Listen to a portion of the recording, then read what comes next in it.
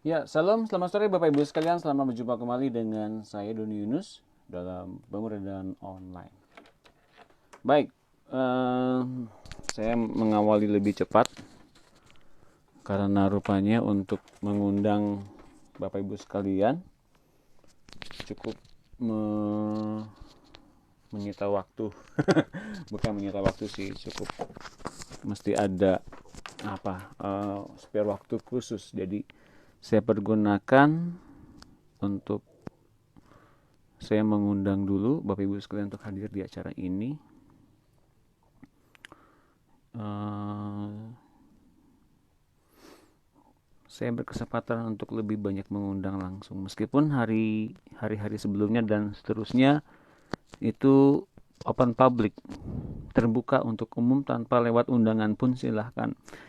Jadi bagi Bapak Ibu sekalian yang ingin memberitahukan, menginformasikan acara ini untuk teman-teman Bapak Ibu atau keluarga Ibu Bapak mengikuti acara ini bersama-sama dengan Bapak Ibu, persilahkan dengan senang hati. Jadi terbuka untuk umum. Ya, ada kabar gembira Bapak Ibu sekalian. Ternyata ada yang memberi kesaksian ke saya lewat inbox kemarin. Bertanya, beberapa orang rupanya sudah mulai ngalamin bertemu dengan roh maut, meskipun kategori roh maut sendiri itu bukan karena masalah sendiri, tapi masalah orang lain. Tuhan, memang Tuhan baik mengumpulkan kita untuk menjadi satu kawanan, untuk kita ngalamin benar-benar uh, mengalami kehidupan bersama-sama dengan Tuhan untuk mengalahkan maut. Nah, jadi Bapak Ibu sekalian yang sudah ikut sekian lama, ayo kita alami sama-sama bertemu dengan Tuhan, ngalamin Tuhan, dan kita kemudian mengalami perluasan, bukan saja pengetahuan tapi ngalamin penaklukan bersama-sama dengan Tuhan.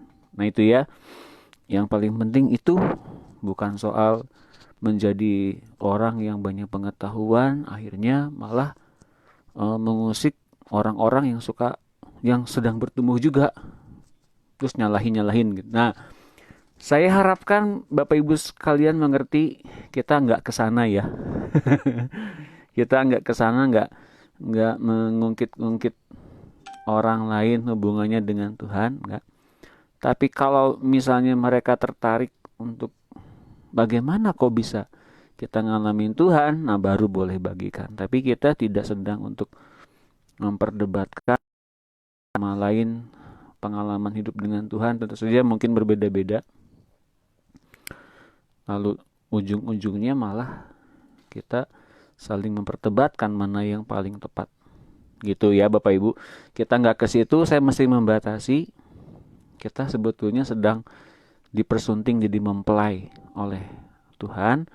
Kita didandani, kita diperelok agar kita ngalamin kasih Tuhan sebenar-benarnya. Jadi kalau misalnya kemudian akhirnya kita saling memperdebatkan kebenaran satu dengan yang lain, justru kita menjadi orang-orang yang fokus kepada kesalahan-kesalahan pengajaran orang lain. Nah itu yang saya hindarkan. Jadi mengerti, kita nggak ke arah sana, tapi kita betul harusnya kita gitu loh. Ya, dalam mengalami Tuhan ada hal-hal yang sangat sampai dengan orang bisa saja iri kepada kita ngalamin kasih bersama-sama dengan Tuhan, dan itu baik. Mengapa baik? Agar orang akhirnya menangkap kasih Tuhan itu dan juga ingin seperti mengalami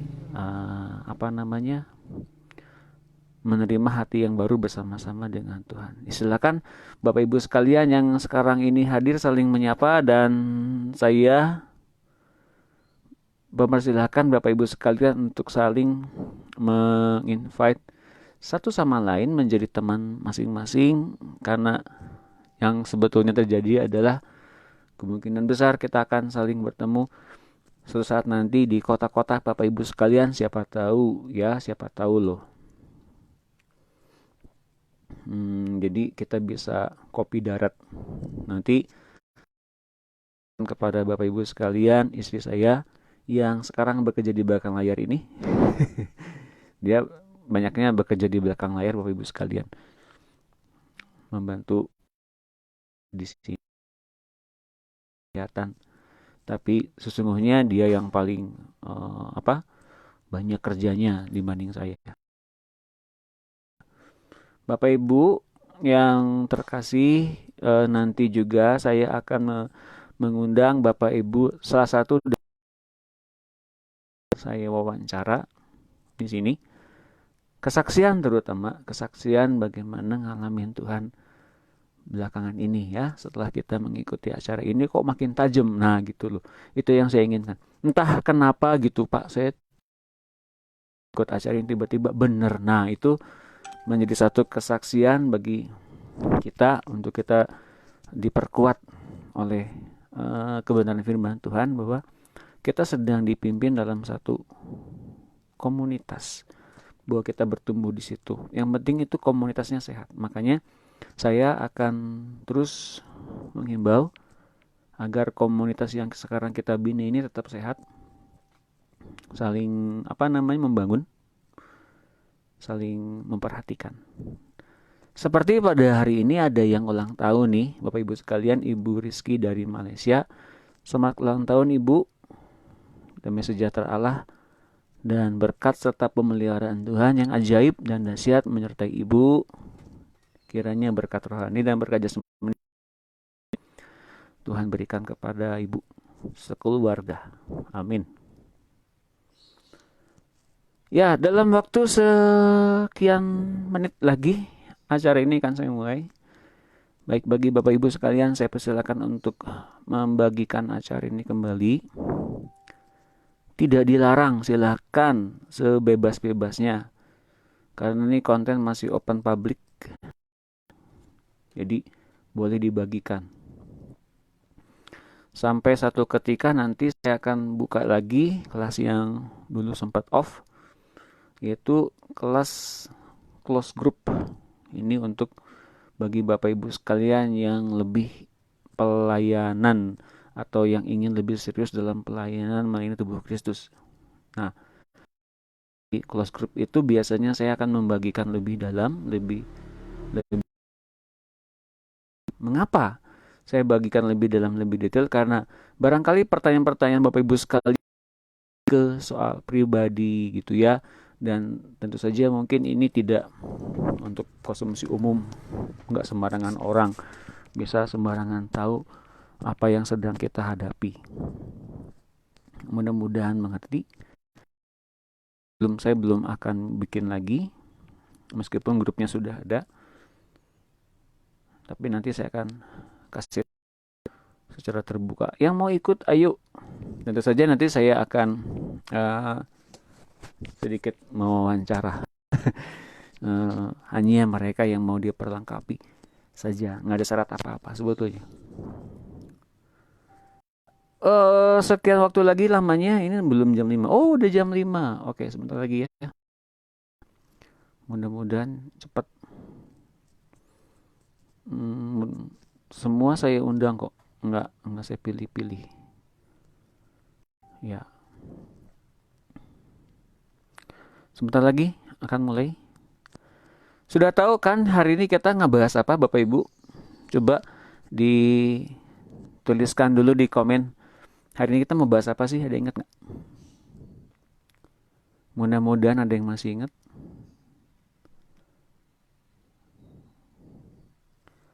Ya, beberapa dari Bapak Ibu sekalian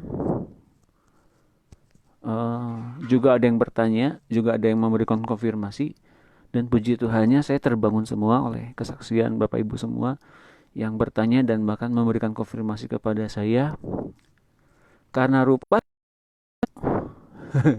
yang mengikuti acara ini ada yang mengalami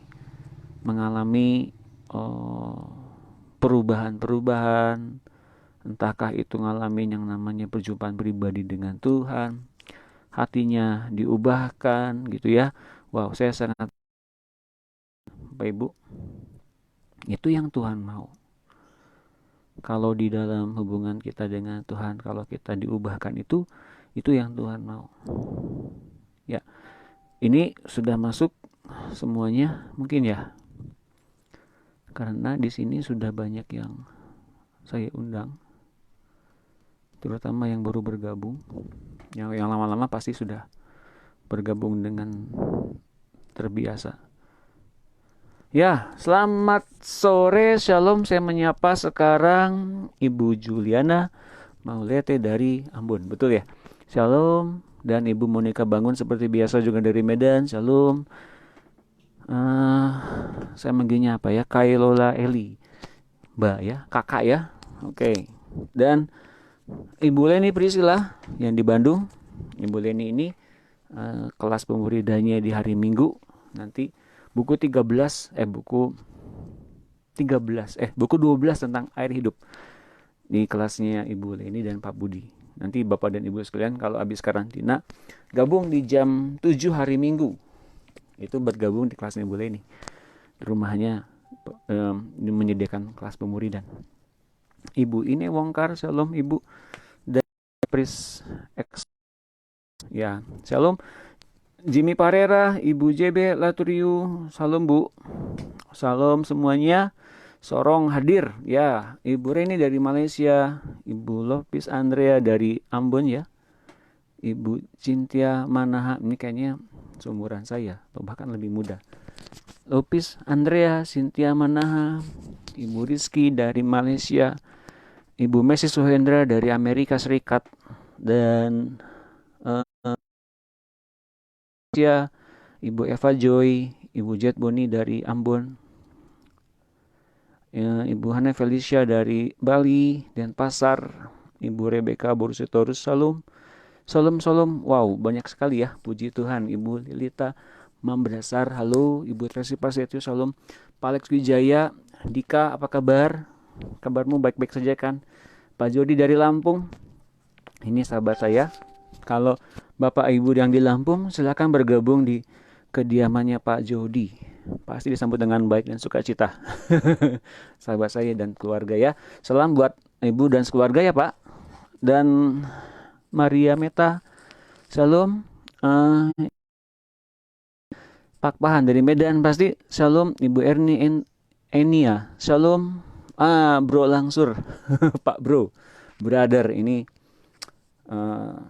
kesaksiannya nanti banyak mengguncang Bapak Ibu deh pasti. Ini Pak Langsur ini ya. Cepat lagi, sudah semua ya, sudah saya. Ibu Wika DVA Ketabia dari Makassar dan Pak Saktian Jaya. Apa kabar kalian berdua? Kemana saja? Mudah-mudahan kalian dalam kondisi yang baik. Puji Tuhan, doa kami tetap dari sini buat kalian ya yang di Makassar. Ibu Wanda, dan Ibu Manson Sinaga. Ya, apa kabar semuanya? Kita akan mulai acara ini dengan judul Kedua Saksi Allah. Benar, kita akan bahas itu. Yuk kita doa sekarang. Haleluya. Bapak Surgawi, kami bersyukur sore hari ini kami mau lebih dalam mengenal Engkau dan mengenal kasih-Mu itu. Kami mau dituntun oleh-Mu, oleh pengajaran-Mu, bahkan kerinduan-Mu. Kami mau dipenuhi dengan kepenuhan Allah. Dan apapun yang Kau nyatakan Bapak, mari bangun bersama-sama tubuh kami menjadi tempat kediaman-Mu. Dan Tuhan Yesus, mari bersama-sama kita bangun anak-anak Allah di setiap kota, di setiap pulau, setiap bahkan bangsa. Kau bangun dengan kepenuhan diri-Mu juga. Dan Roh Kudus berikan pada kami ketentraman, sukacita, pengharapan, dan juga perlindungan oleh firman dan kebenaran yang kami terima. Engkau sendiri yang mengubah hati kami senantiasa untuk kami mempunyai akal budi baru oleh-Mu senantiasa dalam kehidupan yang sesungguhnya. Terima kasih Roh Kudus. Dalam nama Tuhan Yesus kami mengucap syukur. Haleluya. Amin. Baik. Ya, Ibu Maria tambah. Nanti salah satu dari Bapak Ibu akan saya undang untuk kesaksian di sini. Nanti saya telepon. Tapi kayaknya nggak hari ini. Hari ini saya belum persiapan untuk saya menghubungi siapa saja yang akan saya telepon. Nanti ya, saya akan siapkan siapa-siapa saja. Dan selamat sore, Shalom Pak Yesua Kimentu dari Palu. Pak Yesua Kimentu ini lapar dan haus banget akan firman Tuhan. Jadi beliaulah yang diantaranya yang sering kali WA ke saya. Kan ada komunikasi di antara kita kalau ada satu pertanyaan yang mendalam, terutama tentang pengajaran. Karena semua yang sekarang kita sedang hidup ini bukan soal pengetahuan, tapi lebih dari pengajaran, bahkan tapi soal kehidupan. Kita ngalamin Tuhan. Jadi yang penting ngalamin Tuhannya, kemudian pengajaran dasarnya gitu yang lebih kuat. Oke, kita mulai ya. Kedua saksi Allah. Dua saksi Allah akan bangkit, yakni dua orang yang diurapi dekat Tuhan seluruh bumi. Abaddon akan membunuh mereka, dan mereka mati 3,5 hari kemudian dan naik ke surga, disertai gempa yang merobohkan 1/10 kota Yerusalem dan 7.000 orang mati. Nah, ini perhatikan dulu, dan hampir semua hamba Tuhan yang lain saya kira mereka kemungkinan besar merasa terpanggil menjadi seperti dua saksi Allah ini, seperti saya dulu. Mengapa? Ketika di awal-awal saya lahir baru, saya begitu baca ayat ini seperti saya tuh masuk gitu. Oh, saya punya urapan seperti begini nih gitu ya. Wah, saya terpanggil ke sini nih gitu. Mirip-mirip banget nih urapannya gitu. Nah, rupanya saya menemukan panggilan kita nggak ke sana, bukan seperti itu, karena yang melayani pada saat itu pengabaran Injil pada masa-masa tribulasi itu diperkenankan hanya kepada orang-orang Israel. Karena kita sudah tahu bahwa mereka sedang mengemban misi penuntasan utang pelayanan kepada Tuhan yang sebanyak 490 tahun. Gitu ya. Sisa tinggal 7 tahun karena yang 483 tahun itu sudah diselesaikan oleh pribadi Yesus. Nah, nanti itu akan saya bagikan nanti di bahasan-bahasan kemudian. Yang penting itu dulu. Dan ketika dua hamba Tuhan ini nanti akan bangkit, urapannya seperti Elia dan Musa. Karena dua orang ini mirip sekali urapannya seperti Elia dan Musa. Ada yang bilang urapannya mirip Henoh, ada yang bilang mirip siapa gitu. Tapi condong saya pikir urapannya mirip Musa dan Elia. Condongnya ke sana. Nah, mengapa banyak orang berpikir, terutama hamba-hamba Tuhan pada masa karismatik ini berpikir bahwa mereka lah itu yang dimaksud tentang hamba Tuhan yang dekat dengan Tuhan itu, yang seperti pohon itu, karena mereka berpikir itu urapannya mirip dengan saya, urapan api gitu ya. Dan seperti zaman sekarang ini katanya akan muncul lagi urapan Elia.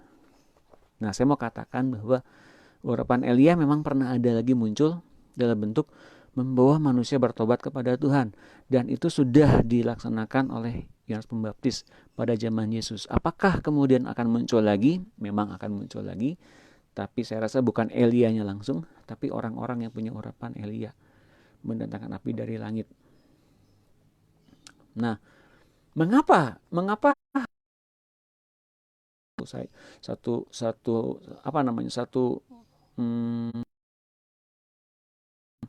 dari diri saya. Waktu itu saya pikir saya akan masuk ke situ, ternyata enggak. Mengapa saya mengkoreksi sendiri apa yang pernah saya dapat? Karena gini, lihat ini ayatnya ya, Zakaria 4 ayat 11. Lalu berbicaralah aku kepadanya, apakah arti kedua pohon zaitun yang sebelah kanan dan sebelah kiri kandil ini? Untuk kedua kalinya berbicaralah aku kepadanya, apakah arti kedua dahan pohon zaitun yang di samping kedua pipa emas yang menyalurkan cairan emas Dari atasnya itu, ia menjawab aku, tidakkah engkau tahu apa arti semuanya ini? Jawabku, tidak Tuanku. Lalu ia berkata, inilah kedua orang yang diurapi yang berdiri di dekat Tuhan seluruh bumi. Nah, lihat, perhatikan ini baik-baik di ayat yang ke-12. Nah, saya harapkan Bapak Ibu sekalian juga bersama-sama dengan saya baca kitab ayat yang ini. Zakaria 4 ayat 11. Kemarin ada yang menyarankan kepada saya agar saya menuliskan ayatnya. Maafkan, saya nggak sempat nulis di HP ini karena lagi dipakai untuk siaran. Jadi saya rasa suara saya cukup jelas kedengaran oleh Bapak Ibu sekalian. Jadi tolong masing-masing buka Alkitabnya. Zakaria 11 yang kita akan bahas ayat 12. Perhatikan ini baik-baik. Ini penting agar semua bisa menyimak dan bisa mengerti. Karena kalau ada yang bilang, hamba Tuhan yang bilang, saya terpanggil untuk menjadi 2 pohon zaitun di sebelah Tuhan di akhir zaman. Ya silakan, itu panggilan buat dia dari Tuhan. Tapi ketika saya dapatkan pengertian lebih dalam, ternyata bukan orang Indonesia, tapi orang Yahudi. Lihat ini, ayat 12, untuk kedua kalinya berbicara. Apakah arti kedua dahan pohon zaitun yang di samping kedua pipa emas? Lihat ini, ada pipa emas yang menyalurkan cairan emas dari atasnya itu. Jadi 2 orang dekat dengan Tuhan ini menyalurkan urap Tuhan atau roh Tuhan tetap menyala. Ini gak lambang soal menorah ya, yang ada kandil 7 api, 7 mata, 7 pelita. Nah, kedua orang ini menyalurkan urapan agar si kandilnya tetap menyala, menorahnya tetap menyala. Amin. Jadi 2 orang ini sangat berpengaruh bagaimana menyalurkan urapan tetap menyala. Kalau nggak ada 2 orang ini, menorahnya dan apinya 7 api itu nggak menyala. Nanti Bapak Ibu sekalian baca 7 kandil itu, ya, menorah yang mempunyai 7 kandil itu melambangkan 7 roh Allah yang menyelidiki bumi. Allah kita punya 7 roh Allah. Jadi ya, nanti kemudian tugas kedua orang menyalurkan urapan agar apinya tetap menyala. Mengerti ya? Jadi dengan kata lain gini, orang menduga bahwa kalau kita sekarang mempunyai urapan itu, ada 2 orang di belakang kita yang tetap membiarkan roh kita tetap menyala-nyala. Seakan-akan seperti begitu. Ibu Enda Tuwatanasi, apa kabar Ibu? Kemana aja? Nah, bagi Bapak Ibu sekalian yang ada di Ambon, ini nih, Ibu Enda ini sahabat saya yang pernah ketemu langsung dengan saya. Ibu Enda ini yang pernah ketemu dengan saya langsung di sini di Bandung. Shalom Bu, apa kabar? Wow, kemana aja Ibu? Nah, kedua orang yang berurapan ini kemudian menyalurkan urapan agar api tetap menyala. Seolah kita berikan pengurapan oleh hamba Tuhan di belakang kita agar kita tetap menyala penuh dengan Roh Kudus. Gitu ya. Ada yang mikir gitu nggak? Kita seakan-akan diberi pasokan energi tertentu dari hamba Tuhan. Pak, doakan Pak. Pak, tumpang tangan Pak, biasanya mantep. Ada yang begitu nggak? Mulai sekarang, ketika Bapak dan Ibu punya Roh Tuhan sendiri, ya, punya Roh Tuhan sendiri di hati kita masing-masing, engkau punya api sendiri, gantung dari hamba Tuhan yang lain. Amin. Amin. Jadi kita tidak punya ketergantungan kepada hamba Tuhan tertentu untuk kita punya api dari mereka. Mengerti ya? Kita punya api sendiri sejak ada Tuhan di hati kita masing-masing. Kitalah yang bertanggung jawab mempertahankan api itu tetap menyala seperti 5 gadis bijaksana. Sementara orang masih terpikir untuk dipasok apinya oleh hamba Tuhan yang berurapan seperti ini. Tapi kita tidak. Ini pelajaran yang saya dapat. Jadi ketika saya dapatkan pelajaran ini, saya nggak harus punya dari api, dari pasokan, dari minyak dari orang lain, dari hamba Tuhan yang lain. Enggak. Lalu kemudian saya nggak usah juga menyalurkan api itu kepada orang-orang lain. Menyalurkan urapan itu kepada orang-orang lain, nggak usah. Karena Tuhan sedang menghubungi. Jadi saya mau katakan bahwa Bapak dan Ibu sekarang yang mengikuti acara ini, Tuhanmu, Tuhan kita semua, sedang mengadakan hubungan dengan kita, agar api setiap kita menyala dengan Tuhan masing-masing, bukan dari urapan orang lain. Amin. Ya, itu yang saya dapatkan. Jadi kita untuk masuk ke dalam penuh dengan kealahan itu jangan bergantung dari urapan orang lain, tapi dari Tuhan yang ada di hati kita masing-masing. Amin. Jadi kita betul-betul ngalamin Tuhan ya. Wahyu 11 ayat, aku akan memberi tugas kepada 2 saksiku supaya mereka bernubuat sambil berkabung 1260 hari lamanya. Merekalah kedua pohon zaitun dan kedua kaki pelita yang berdiri di depan Tuhan semesta alam. Jikalau ada orang yang hendak menyakiti mereka, keluarlah api dari mulut mereka, dan mereka menghanguskan semua musuh mereka. Jikalau ada orang yang hendak menyakiti mereka, maka orang itu harus mati secara demikian. Ayat yang ke-7. Bila mana mereka telah menyelesaikan kesaksian mereka, maka binatang yang muncul dari jurang maut, yaitu Abaddon, akan memerangi mereka dan mengalahkan serta membunuh mereka. Tuh Pak, kok mereka takluk oleh maut sih? Kan harusnya tidak. Jangan lupa Bapak Ibu sekalian, mereka pengemban Injil yang terakhir kali. Dan seperti apa yang sudah tertulis sebelumnya, bahwa semuanya itu semuanya dari mereka akan mati. Mereka mesti menuntaskan panggilan itu dari Tuhan. Pak, bukankah apakah ada tertulis dalam Alkitab, Pak? Oke, saya bacakan dikit deh ya.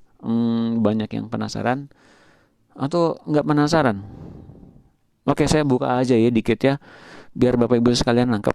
Di mana sih kok bisa dengan jelas begitu saya bisa tahu gitu. Alkitab kan dengan jelas menulis bahwa kita mempunyai satu patokan agar kita itu nggak kemana-mana.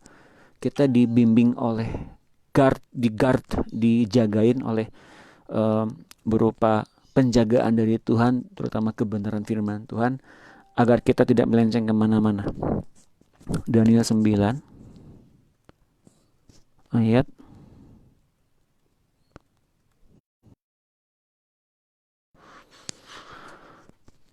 ke-24. Lihat ini, Daniel 9 ayat 24. Terima kasih loh Meta yang sudah membantu untuk menuliskan ini. Perkenalkan, Ibu Maria Meta ini juga teman saya. Ini saya sama dia ini tumbuhnya sama-sama dalam satu ministry yang sama. Kita dulu retret bareng-bareng sama dia nih pertama kali. Tumbuhnya sama-sama ya. Ya. 70 kali 7 masa telah ditetapkan atas bangsamu dan atas kotamu yang kudus. Jadi 7 kali 7 masa. 70 kali 7 masa itu 490 tahun. 70 melambangkan 70 tahun, 7 masa melambangkan 7 tahun. Jadi 490 tahun. Telah ditetapkan atas bangsamu dan atas kotamu yang kudus di Yerusalem. Itu untuk apa? Untuk melenyapkan kefasikan. Pertama itu melenyapkan kefasikan. Untuk mengakhiri dosa. Kok dosa bisa diakhiri? Bisa. Untuk menghapuskan kesalahan. Untuk menentangkan keadilannya kekal. Untuk menggenapkan penglihatan dan nabi. Dan untuk mengurapi yang maha kudus. Nah, ini ada 7 tugas yang dibebankan kepada orang Israel. Dan di kota-kota itu semuanya akan terjadi 7 tugas orang Israel ini. Nah, mengapa demikian terjadi? Mengapa kau diberitahukan begitu kepada Daniel? Karena Daniel rupanya menemukan kesalahan orang Israel ketika bangsa Israel dibuang ke tanah Babilonia. Dan ternyata dari tumpukan kitab-kitab itu dia menemukan, oh ternyata ada kesalahan. Lalu dia minta kepada Tuhan, minta ampun. Ketika dia berdoa, terutama ketika dia berdoa untuk meminta arti dari penglihatan Raja Nebukadnezar. Di hari pertama dia minta, Sebetulnya banyak yang dikasih sama Tuhan, tapi somehow ada yang diblok sama penguasa-penguasa kegelapan Persia. Jadi di alam roh ada peperangan yang Daniel nggak tahu. Baru kemudian malaikat Gabriel mendatangi Daniel, kasih tahu, sebetulnya di hari pertama kamu berdoa tuh aku udah mau bilang banyak loh, tapi terhambat oleh orang-orang penguasa Persia. Jadi di alam roh itu ada peperangan yang lebih cepat, lebih awal dibanding yang di dunia.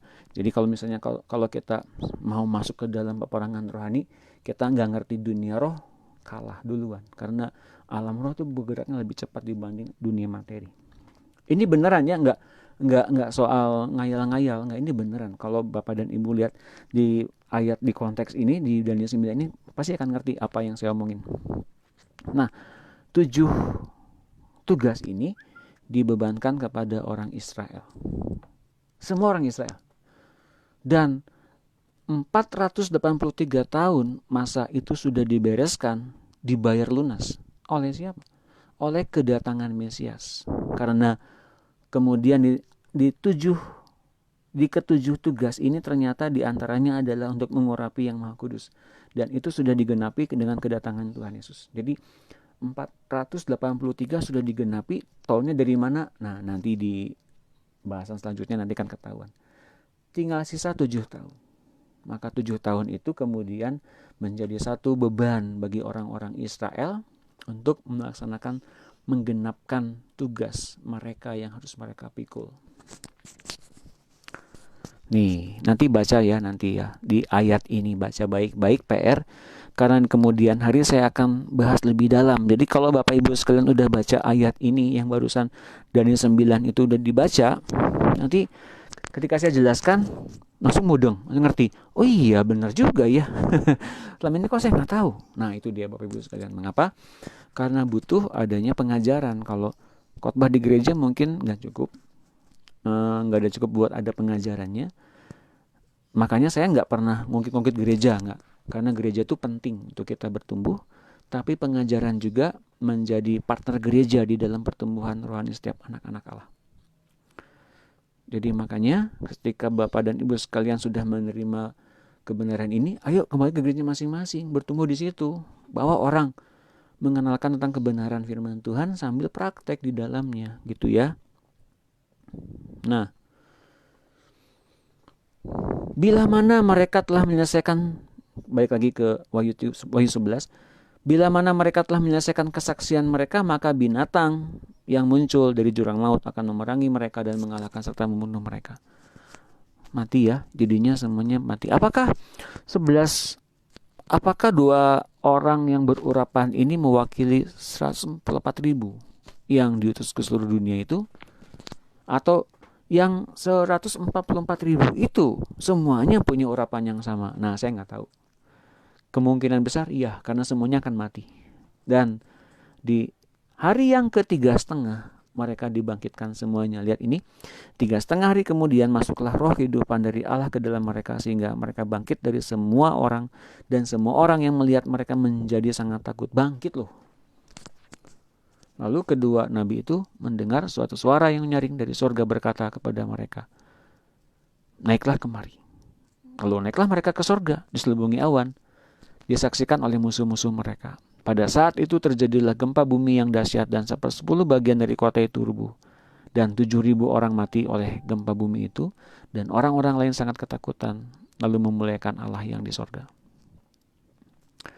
Bapak Ibu, itu ya, mengurapi yang Maha Kudus. Sudah dijawab sama Ibu Monika Bangun. Nah, saya sangat menghargai sekali loh Bapak Ibu sekalian yang membantu untuk menuliskan ayat.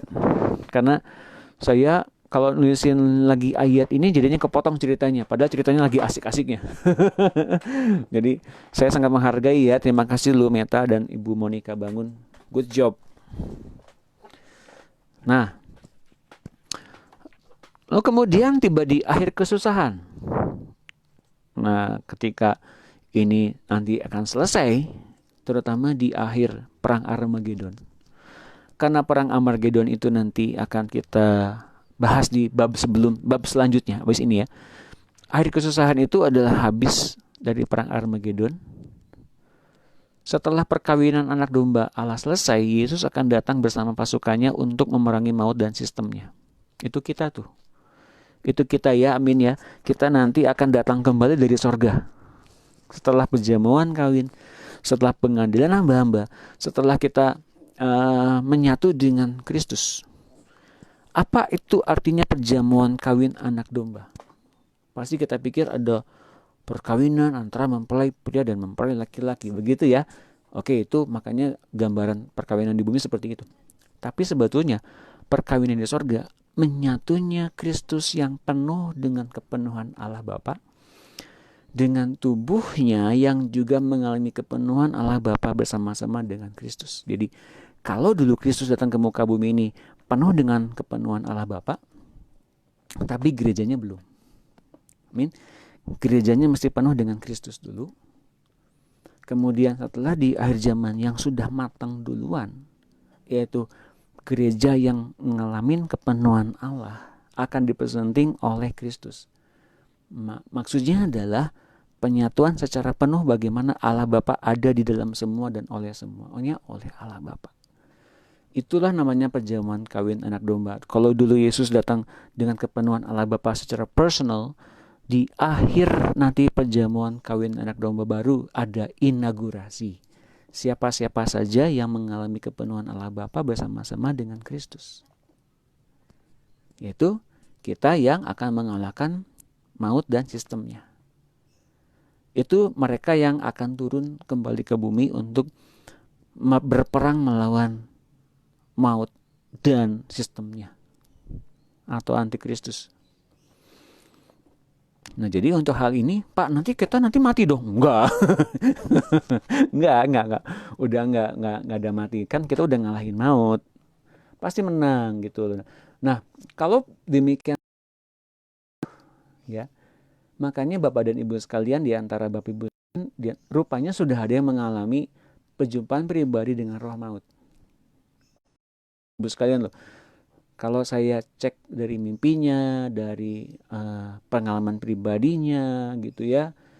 Jadi ini udah mengarah ke 99% sebetulnya. Jadi kita ini sudah ngadain acara ini benar-benar serius Tuhan. Jangan sampai kita lalai ya, jangan sampai kita betul-betul skeptikal. Oh, jangan-jangan ngayal juga nih paduan ini. Ya silakan aja kalau begitu. Saya nggak juga maksa juga untuk gampang percaya, cuman yang udah ngalamin duluan sebetulnya baru bergabung beberapa hari ini. Makanya begitu beliau bilang sama saya, Pak, saya kok tiba-tiba ikut acara Bapak ini, saya juga heran loh. Kenapa? Tiba-tiba saya ngalamin gini-gini, nah itu roh maut. Oh iya, roh maut seperti gitu, iya. Nah, makanya sangat penting untuk kita ngalamin siapa sih musuh kita sebetulnya gitu. Dan kalau kita nggak ngalamin musuh kita sebetulnya siapa, justru kita cari-cari musuhnya yang tiba-tiba sebetulnya orang Kristen juga. Salah gitu ya. Apalagi musuhnya adalah daging kita sendiri, salah juga. Kita akan sulit untuk kita berperang lawan daging kita sendiri. Mengapa? Itu adalah bagian dari sejarah kita di hati yang lama, harusnya dibuang. Ini kok dipertahankan terus malah diperangin. Nah gitu ya. Jadi jangan sampai kita salah sasaran. Kita mesti betul-betul tahu dalam berpijak dalam firman yang tepat, ngalamin Tuhan yang tepat gitu. Nah, akhirnya iblis di akhir kesusahan itu, iblis akan ditangkap dan dirantai juga di jurang maut 1000 tahun lamanya. Udah pasti ya, udah pasti kalah loh, udah pasti juga ditawan, udah pasti semuanya, nggak ada yang nggak pasti, semuanya udah pasti. Nah, kitanya yang nggak pasti, betul? Kitanya mau nurut apa enggak? Nah, kalau kitanya nggak mau nurut, semuanya serba pasti, ini kita nggak pasti-pasti aja. Ya udah, nggak ikutan, lewat. Nah, Tuhan akan nyari yang lain yang siap. Betul? Tuhan akan nyari yang betul-betul mau merespon. Ingat loh, ketika Tuhan manggil orang yang baru kawin, nggak mau dipanggil ke perjamuan kawin. Orang yang baru punya lahan tanah, baru beli lahan tanah, nggak mau dipanggil ke perjamuan kawin. Orang yang baru punya lembu 300 pasang kalau nggak salah, nggak mau juga diajak ke perjamuan kawin. Lalu apa kata Tuhan kepada malaikat-malaikat Tuhan? Kamu pergi ke persimpangan, ajak orang ke sini. Rumah Bapakku harus penuh. Siapa yang ia panggil? Yang tersisihkan oleh orang-orang dunia. Nggak dianggap penting mungkin oleh orang-orang yang mempunyai pandangan-pandangan rohani. Terpinggirkan. Hari-hari ini Tuhan panggil semuanya berdasarkan anugerah. Entah dari mana tiba-tiba kita sedang ngapain, tiba-tiba dipanggil masuk ke dalam, ayo ikutan online. Ayo ketemu dengan orang ini, ketemu dengan orang-orang ini. Add orang ini di Facebook. Orang ini mesti diikutin. Apa saja omongannya, sok ikutin. Nah, baru fokusnya kepada Tuhan, bukan kepada orang itu. Sama saya juga Bapak Ibu sekalian. Kalau Bapak Ibu sekalian sekarang ngalamin kayak gini, dan Tuhannya sudah ngomong sama Bapak Ibu sekalian, dengar Tuhannya gitu loh. Asik kan? Itu namanya hubungan yang indah dengan Tuhan, seperti begitu. Bapak Ibu ya, jangan sampai tergantung sama hamba Tuhannya. Yuk kita buka Wahyu 19 ayat 7. Marilah kita bersukacita dan bersorak-sorai dan memuliakan Dia, karena domba telah tiba dan pengantinnya telah siap sedia. Kepadanya dikaruniakan supaya memakai kain lenan halus yang berkilau-kilauan dan putih bersih. Lenan halus itu adalah perbuatan-perbuatan yang benar dari orang-orang kudus. Perhatikan itu baik-baik. Kalau ada yang bertanya, Pak, saya kalau belum benar gimana, Pak? Ya benerin. Amin. Pak, saya belum baik-baik amat. Ya, saya harus sampai dengan dikondisikan seperti orang-orang kudus itu seperti bagaimana? Betul? Pak, saya masih jauh. Iya, saya juga masih jauh, Bapak Ibu sekalian. Kita makanya mesti benar-benar mau didandani oleh Tuhan sampai dengan sedemikian hingga kita menjadi dilayakan dan diperkenankan masuk ke perjamuan kawin itu. Entah bagaimana caranya. Dia yang pegang kendali, dia yang punya rencana. Kalau engkau mau merespon itu, pasti jadi. Amin. Enggak lewat perbuatan kita apa gitu, mesti gimana, mesti apa. Enggak, ngikutin Tuhan saja. Amin. Lalu kata kepadaku, tuliskanlah, berbahagialah mereka yang diundang ke perjamuan kawin anak domba. Ya, tuliskanlah, berbahagialah mereka yang diundang. Anda, Bapak dan Ibu sekalian yang hadir sore hari ini, malam hari ini waktu Indonesia Tengah, Anda semua diundang. Mau gimana sejarah lamanya, maupun separah apapun itu, hari ini masih belum seperti tampaknya akan menjadi orang yang masuk ke sorga sekalipun. Anda semua diundang masuk ke perjamuan kawin. Mau enggak didandanin sama Bapak? Ya, asal mau aja dan nurut gitu, pasti didandanin elok loh. Amin. Makanya bagi Bapak Ibu sekalian yang baru bergabung, ingat saya sudah tampilin banyak-banyak di Facebook saya, kembali mengulang pelajaran-pelajaran yang dulu, terutama kalau susah jadi di Facebook saya, bisa di YouTube channel saya, Doni Yunus RTM. Silahkan cari, di situ banyak sekali video-videonya, mulai dari tutorial mendengar suara Tuhan, itu banyak. Ya, silahkan untuk mereview kembali, gampang sebetulnya. Wahyu 19 ayat 11. Lalu aku melihat sorga terbuka, sesungguhnya ada seekor kuda putih, dan ia yang menungganginya bernama Yang Setia dan Yang Benar. Ia menghakimi dan berperang dengan adil. Matanya bagaikan nyala api, dan di atas kepalanya terdapat banyak mahkota. Dan padanya ada tertulis suatu nama yang tidak diketahui seorang pun, kecuali ia sendiri. Nama yang tidak diketahui oleh seorang pun kecuali oleh dia sendiri. Ia memakai jubah yang telah dicelup dalam darah, dan namanya ialah Firman Allah. Bukan yang di sorga. Dan kita berpikir itu malaikat-malaikat Tuhan. Bukan. Itu kita, sampai dengan kita ngerti, itu tuh kita harusnya. Nah kalau kitanya nggak siap, dia cari yang lain. Tentu saja kan kita nggak mau ya. Kuotanya ada, mau apa enggak? Mau. Gitu. Maunya itu Tuhan tuh gitu. Siap nggak siap? Ya harus siap. Kalau dipanggil hari ini, kita dipersiapkan, harus mau. Karena kalau enggak, lewat loh. Kita kemudian posisi kita diganti oleh orang lain lebih siap. Pak saya masih belum siap, Pak rasanya masih, udah lewat itu pasti. Wah saya masih belum siap Pak, saya masih belum nanggalin dulu, pasti nggak akan bisa deh. Mungkin nggak ada kesempatan lagi seperti saya hari ini. Ini terbuka buat kita semua loh. Kalau udah dengan hati yang mau diubahkan, pasti Tuhan ambil alih. Ketakutan, kekhawatiran kita, itu bukan urusan kita lagi. Yang betul adalah penanggulangan hati lama kita. Sebenarnya itu rahasianya. Amin. Bukan soal, Pak nanti saya kuat nggak ya? Pak doakan ya biar saya kuat. Bukan itu sebetulnya rahasianya. Kita ngikutin dengan hati yang baru aja. Kalau hati yang lama banyak takutnya ya wajar. Ngikutin dengan hati yang barunya, betul, memang resikonya banyak. Tapi aman, Bapak Ibu sekalian. Memang betul banyak resikonya.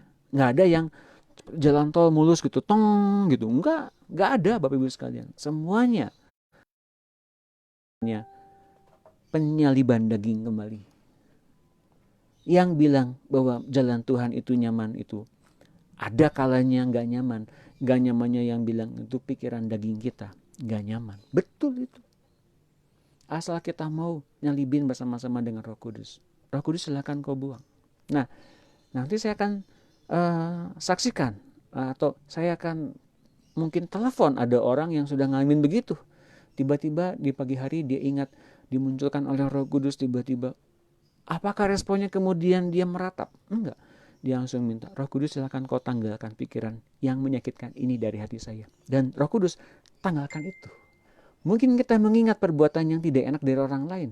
Mungkin kita bisa mengingat dan kemudian pahit hati. Itu ketika dinyatakan oleh Roh Kudus. Mengingat begitu, kita bilang sakit hati ini, perlakuan yang gak enak itu dari hati saya, dia ambil. Kalau orang dengan hati yang lama, meresponnya bilang begini, iya sebel juga ya, dasar itu orang kurang ajar. Nah, itu hati yang lama. Ngerti bedanya ya? Kita punya memori ketika berhadapan dengan Tuhan nanti di sorga, mesti indah semuanya. Seperti kita ngadepin Bapak sendiri. Kalau kita ngadepin Bapak yang demikian kasihnya, semua pasti ini bermanja-manja. Betul?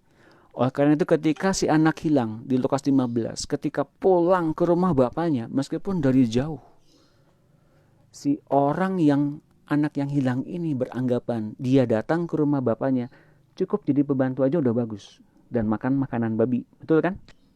Tapi apa yang Tuhan lakukan?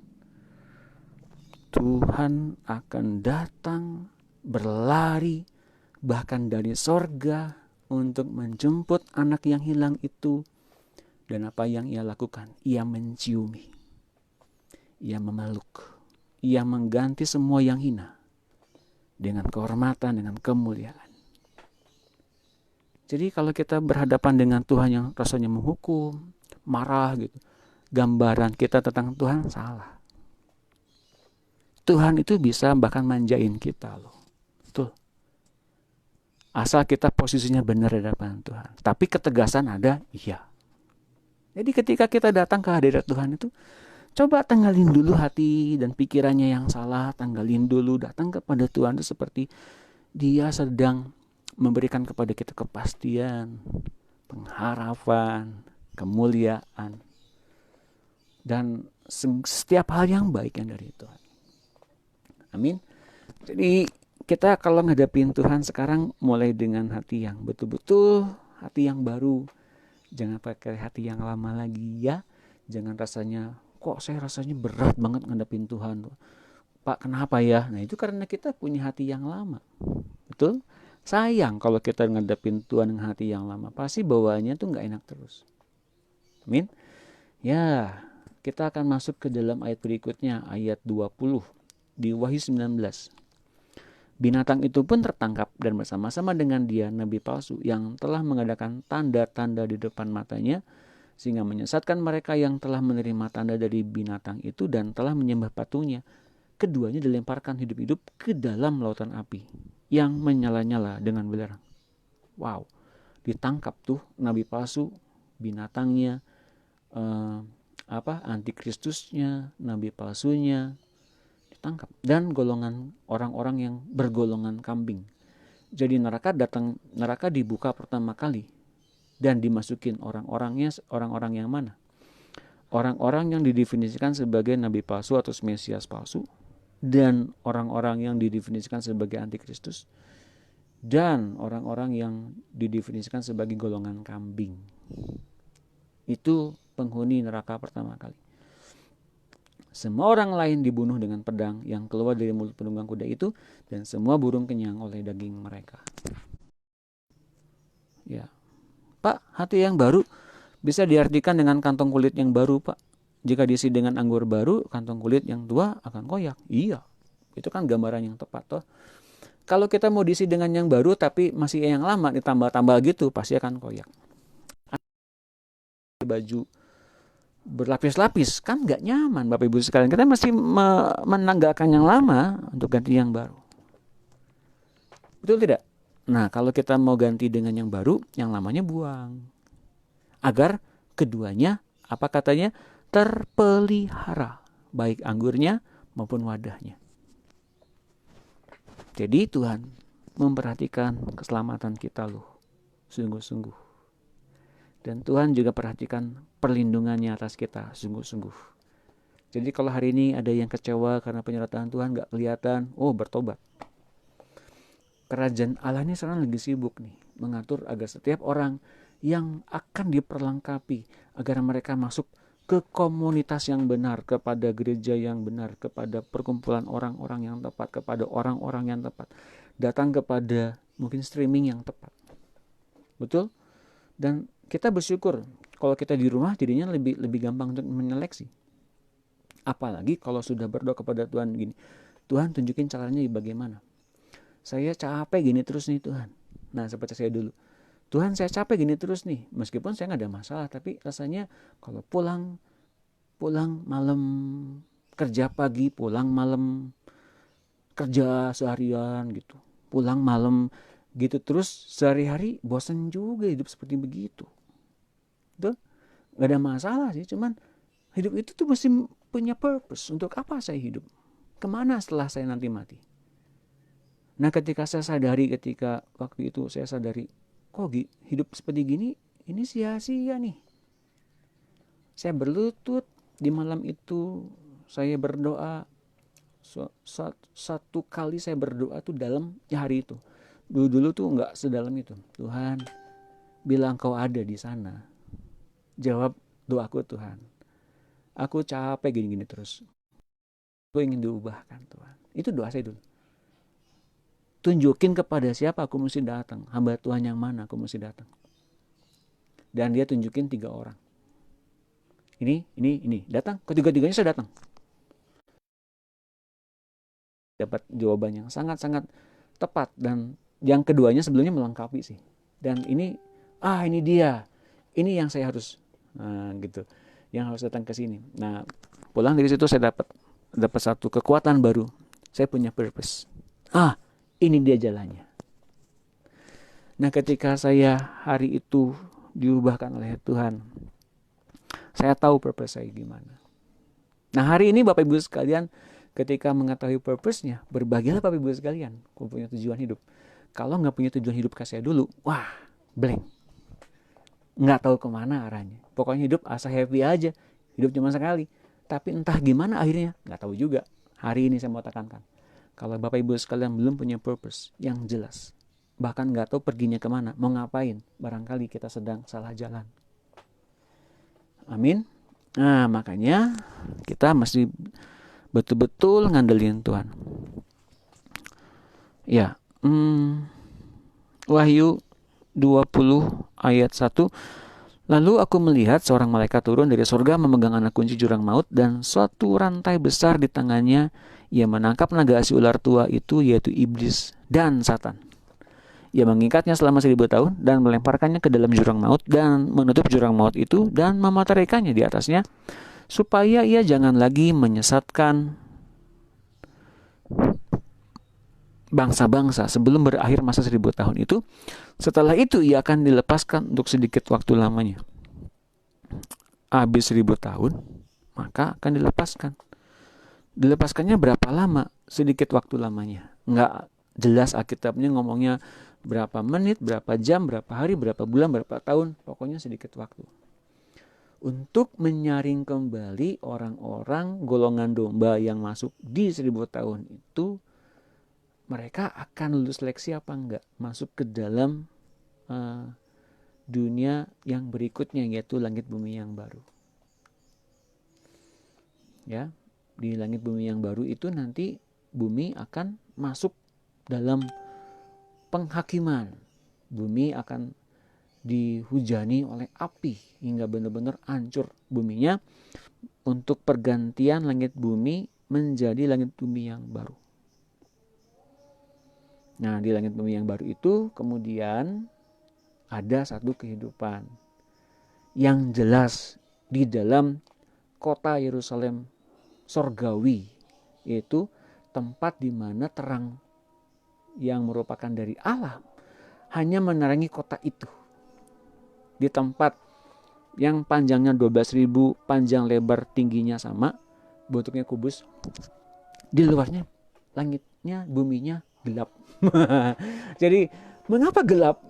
Di situ tempat orang-orang yang gak cukup masuk sebagai yang berdandan sebagai mempelai, orang yang gak pakai baju pesta. Di situ tempat mereka, karena itu retap. Ya, mudah-mudahan jelas Bapak Ibu sekalian. Jangan lupa itu sebagai satu penjabaran universal dari bab-bab sebelumnya. Dan kita sekarang akan masuk ke bab berikutnya, yaitu apa? Siapa yang sudah tahu? Perang Armageddon. Sebentar, sambil menunggu. Saya minum dulu, haus.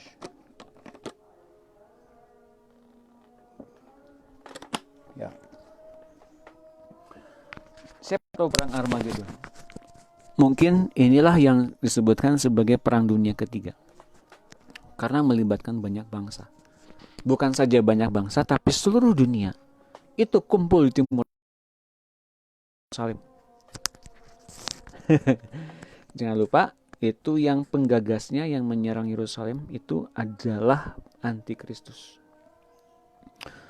3 pergerakan yang sedang dilancarkan oleh Antikristus itu di bidang agama, politik, dan ekonomi. Nah, kalau mungkin disambung-sambungin dengan masa-masa ini, itu ke politik juga gitu ya. Kemungkinan besar ke situ. Saya juga nggak tahu secara jelas. Tapi kemungkinan di tiga area terbesar itulah yang paling mungkin. Perang Armageddon itu ada persiapannya.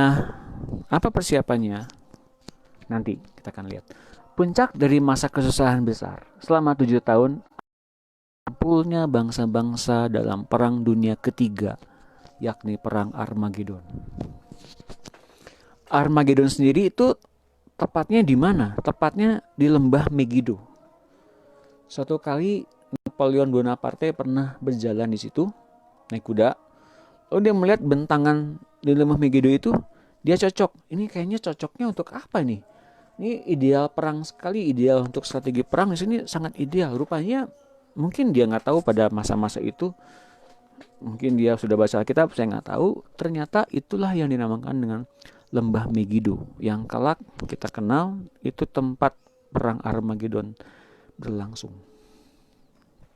Bayangin ya Bapak Ibu sekalian, tempat seluas itu cekungannya nanti kalau kita lihat dalam Alkitab itu banyak sekali orang-orang seperti pupuk di ladang mati, dan darahnya di kekang kuda. Seluas itu darahnya ngumpul seperti danau setinggi kekang kuda. Jadi betapa mengerikannya perang pada masa itu. Dan puji Tuhan, kita pun mungkin ada yang datang ke perang itu atau mungkin ada yang lihatnya dari atas, dari sorga. Siapa tahu kita yang datang ke situ adalah orang-orang yang bersama-sama dengan Tuhan Yesus ya. Amin. Wahyu 9 ayat 12. Celaka yang pertama sudah lewat, sekarang akan muncul 2 celaka lagi. Lihat ini masalah soal apa? Ingat kemarin kita soal bicara sudah bicara soal 7 materai, 7 sangkakala, 7 cawan murka Allah, dan 7 malaikat. Ini yang di mana nih? Lihat ayat 13-nya. Lalu malaikat yang keenam meniup sangkakalanya, dan aku mendengar satu suara keluar dari keempat tanduk mezbah emas yang di hadapan Allah, dan berkata kepada malaikat yang keenam yang memegang sangkakala itu, lepaskanlah keempat malaikat yang terikat dekat sungai besar Efrat itu. Lalu dilepaskannyalah keempat malaikat yang telah disiapkan bagi jam dan hari, bulan dan tahun untuk membunuh sepertiga dari umat manusia. Jumlah tentara itu ialah 200 juta pasukan berkuda. Aku mendengar jumlah mereka. Jumlah pasukannya sendiri saja udah 200 juta pasukan berkuda. Pak, itu berkuda loh Pak, nggak ada tank, nggak ada pesawat. Ya, kalau pada masa itu mungkin Yohanes melihat penglihatan seperti begitu, itu seperti satu armada perang pada masa itu. Mungkin nanti dia akan melihat ada burung-burung berkeliaran seperti burung nasar, seperti memangsa orang-orang. Nah itu mungkin pesawat terbang. Saya nggak tahu. Nanti lebih jelas lagi nanti akan kita lihat di Wahyu 16 ayat 12. Malaikat yang keenam menumpahkan cawannya ke atas sungai yang besar, sungai Efrat. Lalu keringlah airnya, supaya siaplah jalan bagi raja-raja yang datang dari sebelah timur. Ini secara hurufiah bisa saja soal kesulitan ekonomi, soal kesulitan negara, hingga banyak negara-negara yang kemudian menyatukan diri dengan negara-negara yang lebih kuat ekonominya, lebih kuat politiknya, hingga membuat negara persemakmuran. Biasa saja sedemikian. Hingga banyak orang mempunyai akses masuk ke negara-negara dengan bebas. Seperti misalnya untuk masuk ke Indonesia bisa lewat Singapura, bisa lewat Malaysia, bisa lewat Filipina, bisa lewat Australia gitu. Seperti begitu Bapak Ibu sekalian. Nah, untuk masuk ke Yerusalem, banyak orang-orang negara-negara tertentu mungkin sudah ditaklukkan oleh negara-negara antikristus nanti kelak. Mungkin, saya tidak tahu. Kemungkinan besar ke situ. Karena politik ya 200 juta, betul. Pertanyaan Ibu Hester, 20.000 laksa itu 200 juta ya. Ya. Saya pakai yang TB2. Jadi kalau TB pakai laksa, tapi kalau TB2 memakai 200 juta. Ya gitu ya. Kira-kira ada negara pasukan 200 juta itu negara yang mana? Tahulah Bapak Ibu sekalian negara yang mana ya. Saya nggak usah sebutin.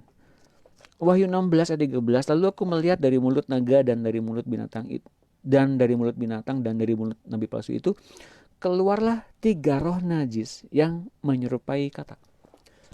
Katak-katak berupa roh najis ini apa itu? Itulah roh-roh setan-setan. Roh-roh setan yang mengadakan perbuatan-perbuatan ajaib, dan mereka pergi mendapatkan raja-raja di seluruh dunia untuk mengumpulkan mereka guna peperangan pada hari besar, yaitu hari Allah yang Maha Kuasa. Nah Bapak Ibu lihat ini, dari mulut nabi palsu itu keluar ada roh najis. Artinya apa? Dari pergerakan politik, kemudian antikristus bergerak lewat pergerakan agamawi. Siapa yang kira-kira bisa dikuasai oleh kekuatan agamawi ini? Tentu orang-orang yang mungkin mempunyai ekonomi, negara-negara yang mempunyai ekonomi yang lemah, lalu diberikan suntikan dana, dan kemudian mereka, udah deh, mending kerjasama sama negara itu deh, udah langsung menyatu dalam satu fakta kekuatan di negara tertentu, bergabung misalnya begitu ya. Nah Bapak Ibu sekalian, ini sangat jelas sebetulnya areanya kemana. Bahkan kemudian ada bloknya sangat jelas, ada pihak sana, ada pihak sini saling punya kepentingan perekonomian di benuanya masing-masing, dan mau ekspansi ke wilayah yang lain. Saya rasa semua pada tahu, atau kalau yang belum tahu ya udah nggak apa-apa, lihat Alkitab aja. Saya pun sebenarnya nggak tahu amat, tapi sangat jelas kelihatan mengarahnya kemana nih. Ada satu peperangan ekonomi yang luar biasa, saling bersaing. Udah ketahuan tentu saja. Nah, lihatlah aku datang seperti pencuri, Berbagailah dia yang berjaga-jaga dan memperhatikan pakaiannya, supaya ia jangan berjalan dengan telanjang dan jangan kelihatan kemaluannya. Lalu ia mengumpulkan mereka di tempat yang dalam Harmagedon. Malaikat yang ketujuh menumpahkan cawanya ke angkasa. Lalu dari dalam bait suci kedengaranlah suara yang nyaring dari tahta itu, katanya, sudah terlaksana. Artinya tuh sudah diketok palu, pasti jadi. Gak mungkin ditunda-tunda lagi. Nah, kalau Bapak dan Ibu sekalian memiliki pengertian yang dipimpin oleh Roh Kudus terus menerus, seperti Daniel saat itu udah tahu, kemudian dikasih tahu sama malaikat Tuhan. Orang-orang nanti akan coba untuk menggali tentang nubuatan ini. Banyak orang bijaksana. Nanti orang-orang bijaksana itu akan menjadi seperti bintang-bintang di langit untuk menuntun banyak orang ke arahnya, ke purpose-nya, ke arah tujuan hidupnya masing-masing. Nah, Bapak Ibu sekalian, ketika Bapak Ibu sekalian sekarang mengerti arahnya kemana, sangat pastinya seperti apa, seketok palu-palunya segimana tuh Tuhan sudah ketok palu dan pasti rancangannya terjadi. Bapak dan Ibu tinggal berdoa, lalu minta pengarahan dari Tuhan. Pelayanan saya mau diarahkan kemana Tuhan?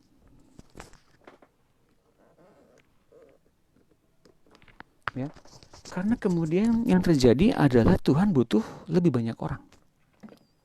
Betul, sungguh Tuhan butuh lebih banyak orang. Ingat bahwa di dalam di dalam satu firman apa gitu ya, saya pernah dapat, janganlah bila ia menyangka, 1 Korintus 10, bila ia menyangka teguh dalam iman, hati-hati jangan sampai ia jatuh. Bapak Ibu sekalian, bila ia menyangka teguh dalam iman, gitu ya, hati-hati jangan sampai ia jatuh. Jadi semuanya udah pasti, betul, tapi kitanya yang punya respon kadang-kadang salah. Bahkan bisa salah jalan, salah langkah, salah menentukan arah jalan kita kemana selanjutnya. Ini bahaya, Bapak Ibu sekalian. Karena kemudian dalam Matius 24 dikatakan, hati-hati, biasa saja orang-orang pilihan pun disesatkan. Jadi, mengapa Tuhan butuh banyak orang untuk pekerjaan-pekerjaan di akhir zaman ini? Siapa tahu Bapak Ibu sekalian, ada yang kemudian percuma deh kayak gini-gini terus, gak ada guna, udah kembali jadi orang dunia. Wah, udah Bapak Ibu sekalian. Saya mengharapkan semua Bapak Ibu sekalian bertumbuhnya seperti siapa? Bukan seperti hamba Tuhan tertentu, tapi seperti Kristus, karena Bapak Ibu sekalian sedang dibawa untuk seperti Dia. Amin. Wahyu 14 ayat 6. Lalu aku melihat seorang malaikat lain terbang tinggi di langit, dan padanya ada Injil yang kekal untuk diberitakannya kepada mereka yang tinggal di bumi, dan kepada semua bangsa dan suku dan bahasa dan umat. Dan dia berseru dengan suara nyaring, takutlah akan Allah dan muliakanlah Dia, karena telah tiba saat penghakimannya, dan sembahlah Dia yang telah menjadikan langit dan bumi dan laut dan semua mata air. Seorang malaikat lain, malaikat kedua, menyusul dia dan berkata, sudah runtuh Babel, kota besar itu, yang telah memabukkan segala bangsa dengan anggur hawa nafsu cabulnya. Suatu kali kita mesti harus bertanya pada saat hari-hari ini, siapakah Babel, kota besar itu, yang telah memabukkan segala bangsa dengan anggur hawa nafsu cabulnya? Dan ini mengacu soal perempuan yang memakai baju ungu. Saya mau katakan, baju ungu itu levelnya nggak sembarangan. Kalau di Keluaran, baju ungu itu hanya dipakai pada level imam, bahkan imam besar. Coba lihat. Ya, ingat kalau dulu Harun dan anak-anaknya sebagai imam, mereka dibikin baju oleh Aholiab dan Bezaleel. Kalau nggak salah Bezaleel, Aholiab itu bagian pertukangannya. Nah, kemudian mereka dibikin baju imam tuh dari warna ungu. Ungu menandakan posisi imam, bahkan bisa jadi imam besar. Hati-hati Bapak Ibu sekalian. Makanya saya bilang masalah agamawi ini, mengapa Yesus akhirnya diserahkan kepada kuasa-kuasa agamawi, agar kita ngerti sekarang Yesus dulu dan juga Paulus dulu diteror oleh orang-orang Yahudi pada masa itu, orang-orang agamawi pada masa itu. Amin. Jadi hati-hati, mungkin kita sekarang ada di dalam level itu, mungkin untuk kemudian kita menjadi orang-orang yang bahkan menyesah orang-orang yang memberitakan Injil. Hati-hati Bapak Ibu sekalian. Yang kedua, perbaikan atau restorasi Israel. Akan terjadi restorasi bangsa Israel seutuhnya sebelum perang Armageddon itu. Sebelum ada perang besar-besaran itu ada namanya restorasi. Yakni berkumpulnya kembali seluruh suku-suku Israel kembali menjadi 12 suku lagi. Dikumpulkan dari seluruh dunia setelah mereka diserahkan ke seluruh dunia setelah masa pembuangan mereka pada zaman Raja Hosea. Waktu itu Samaria dikepung 3 tahun lamanya oleh Raja Asyur dan dibuang di Halah di tepi sungai Habor, yakni sungai negeri Gozan dan di kota-kota orang Madai. Jadi orang Israel diserahkan ke seluruh dunia hingga punah 12 suku itu, dan perhatikan semua suku balik lagi menjadi suku Israel semuanya kecuali suku Dan. Suku Dan itu udah punah. Nanti lihat diganti oleh kedua anak Yusuf yaitu Manasye dan Efraim. Kalau Bapak Ibu sekalian melihat ada berita-berita bagaimana orang-orang Israel ternyata mereka sudah pulang kembali sebagian. Ada suku Naftali ya, ada suku Yehuda, semua pada pulang tuh. Mereka menempati tempat-tempat mereka. Ada di pemukiman Sungai Yordan, ada di jalur Gaza dan sebagainya. Mereka memang sedang membangun tempat-tempat pemukiman. Untuk apa? Agar semua 12 suku Israel kembali ke tanah mereka masing-masing. Sesuai dengan apa yang pernah dijanjikan kepada Abraham. Ya. Dan itu perjalanan sangat panjang loh. Dari mulai sejak pembuangan zaman Hosea. Kita lihat dulu Yesaya 39:21. Aku akan membuat kuasa kemuliaanku berlaku atas bangsa-bangsa, dan mereka semua melihat hukuman yang akan kujatuhkan dan melihat tanganku yang akan memukul mereka. Dan kaum Israel akan mengetahui bahwa akulah Tuhan Allah mereka mulai hari itu dan seterusnya. Dan bangsa-bangsa akan mengetahui bahwa karena kesalahannya kaum Israel harus pergi ke dalam pembuangan. Bangsa Israel punya kesalahan, maka mereka dibuang. Dan sebab mereka berubah setia terhadap aku menyembunyikan wajahku terhadap mereka, dan aku menyerahkan mereka ke dalam tangan lawan-lawannya, dan mereka semuanya mati rebah oleh pedang. Selaras dengan kenajisan dan kedurhakaan mereka, kuperlakukan mereka dan kusembunyikan wajahku terhadap mereka. Oleh sebab itu beginilah firman Tuhan Allah, sekarang aku akan memulihkan keadaan Yakub dan akan menyayangi seluruh kaum Israel, dan cemburuku timbul untuk mempertahankan namaku yang kudus. Mengapa sebab orang-orang Israel kembali ke tanah mereka? Karena kehormatan yang Tuhan mesti perlihatkan kepada banyak bangsa.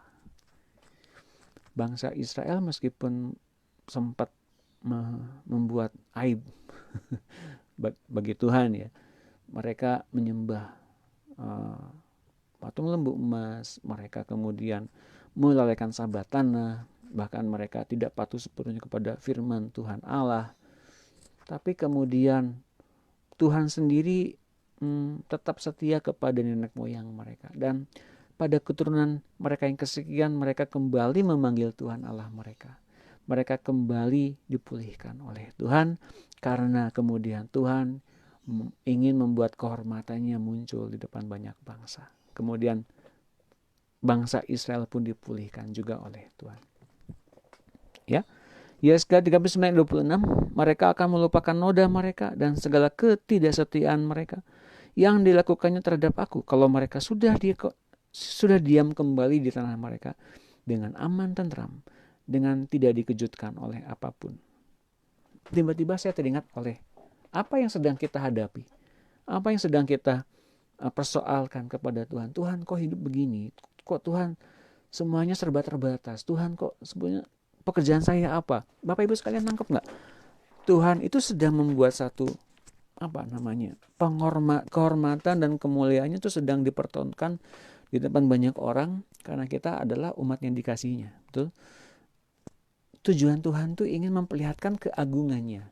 Tujuan Tuhan tuh ingin memperlihatkan kemuliaannya. Engkau dibedakan dari segala bangsa di langit di bumi ini agar engkau tahu bahwa engkau tuh adalah umat yang dikasihi dan dimuliakan, bahkan dilindungi oleh Tuhan. Dengan cara itu bahwa akan ada perbedaan yang besar di antara kita dengan bangsa-bangsa di luar kasih karunia Tuhan, bahwa kita berhak untuk mendapatkan kasih karunia Tuhan, mereka enggak. Dibedakan. Sekarang mengerti untuk apa semua terjadi seperti ini, agar kita mengetahui perbedaan umat yang dikasih sama Tuhan dan orang-orang yang masih di luar anugerah Tuhan. Amin. Dan kalau aku sudah membawa mereka kembali dari tengah-tengah bangsa dan mengumpulkan mereka dari tanah musuh-musuh mereka, dan pada saat aku menunjukkan kekudusanku kepada mereka di hadapan bangsa yang banyak, Tuhan akan tunjukkan kekudusannya, kemuliaannya, keagungannya, bahkan mujizatnya kepada kita, keluarga kita, rumah tangga kita, asal kita mau nurut, masuk ke dalam anugerah Tuhan, ke dalam tempat perlindungan yang disediakan oleh Tuhan. Kalau Bapak dan Ibu baca lagi di rekaman sebelumnya tentang kota perlindungan, yaitu mereka-mereka yang sudah ditebus oleh darah Yesus, mereka adalah milik Tuhan. Amin. Ayat 28, Yesaya 39. Dan mereka akan mengetahui bahwa akulah Tuhan Allah mereka. Kita akan tahu siapa Tuhan yang membawa mereka ke dalam pembuangan di tengah bangsa-bangsa dan mengumpulkan mereka kembali di tanahnya. Dan lihat ini, dan aku tidak membiarkan seorang pun daripadanya tinggal di sana. Aku tidak lagi menyembunyikan wajahku terhadap mereka kalau aku mencurahkan rohku ke atas kaum Israel. Demikianlah firman Tuhan Allah. Nah, bangsa Israel adalah gambaran bagaimana Tuhan bisa memulihkan bangsa yang sedemikian degilnya, tapi Tuhan bisa pulihkan. Kalau saja Tuhan bisa memulihkan Israel, Tuhan pun bisa memulihkan kita. Karena gambaran tentang Israel itu tergambar dalam keseharian kita. Kalau hari ini kita sedang mengalihkan pandangan kita kepada Tuhan dan Tuhan ternyata mengasihi kita, memulihkan kita, bersyukurlah. Hari ini mulai pemulihan terjadi. Bersyukur bahwa kita sekarang dikembalikan kepada posisi semula sebagai anak Allah, sebagai anak yang berhak untuk mewarisi berkat-berkat Allah. Bukan kerengkelan, bukan gimana Tuhan, ini saya kesulitan, gimana Tuhan. Suatu kali Bapak Ibu sekalian mungkin belajar kepada anak yang hilang. Asalkan sudah makan nasi bongkrek aja udah bagus. Seringkali kita punya pikiran begitu ya. Oh tidak. Kita masih tinggal di lembah yang penuh dengan susu madu, penuh berkat yang melimpah-limpah. Bahkan Tuhan akan jagai dari awal tahun sampai akhir tahun. Tuhan jagai. Mata Tuhan terus memandang kita. Itu firman Tuhan. Mau apa tidak? Jangan pikirin kekurangan kita, kelemahan kita. Jangan. Lihat Tuhannya. Mau ngasih apa kepada kita? Itu yang membuat saya tuh berpengharapan penuh kepada Tuhan di masa-masa ini. Ya, yang penting ngalamin Tuhan. Jangan lihat hamba Tuhan lain atau orang lain atau gereja lain atau gimana. Aduh, makin kecil, makin ciut. Oh jangan. Rugi banget. Ngalamin Tuhan ya. Ada masa kesusahan besar bagi bangsa Israel dan dinubuatkan oleh Yeremia sebagai waktu kesusahan Yakub, yakni masa mereka dikuasai oleh antikristus yang akan mengadakan perjanjian dengan Abaddon. Sebelum saya lupa, hari ini jam 7 nanti ada webinar. Pasti Bapak dan Ibu sekalian mengetahui, kakak rohani saya, Pak Yosia, itu nanti akan membagikan firman di YouTube channel. Nanti silahkan Bapak dan Ibu sekalian kunjungi Facebook saya, nanti ada pengumumannya. Silahkan nanti jam 7 bergabung dengan acara webinar yang diadakan oleh beliau. Beliau akan ngomong lebih banyak lagi dan lebih dalam dan lebih lebih ngalamin Tuhan. Karena beliau kakak rohani saya. Nanti kita lihat. Gabung ya, saya juga mau gabung. Makanya yuk kita seriusin dulu yang ini, nanti lebih gabung di sana lebih dalam. Oke? Yeremia 30 ayat 3.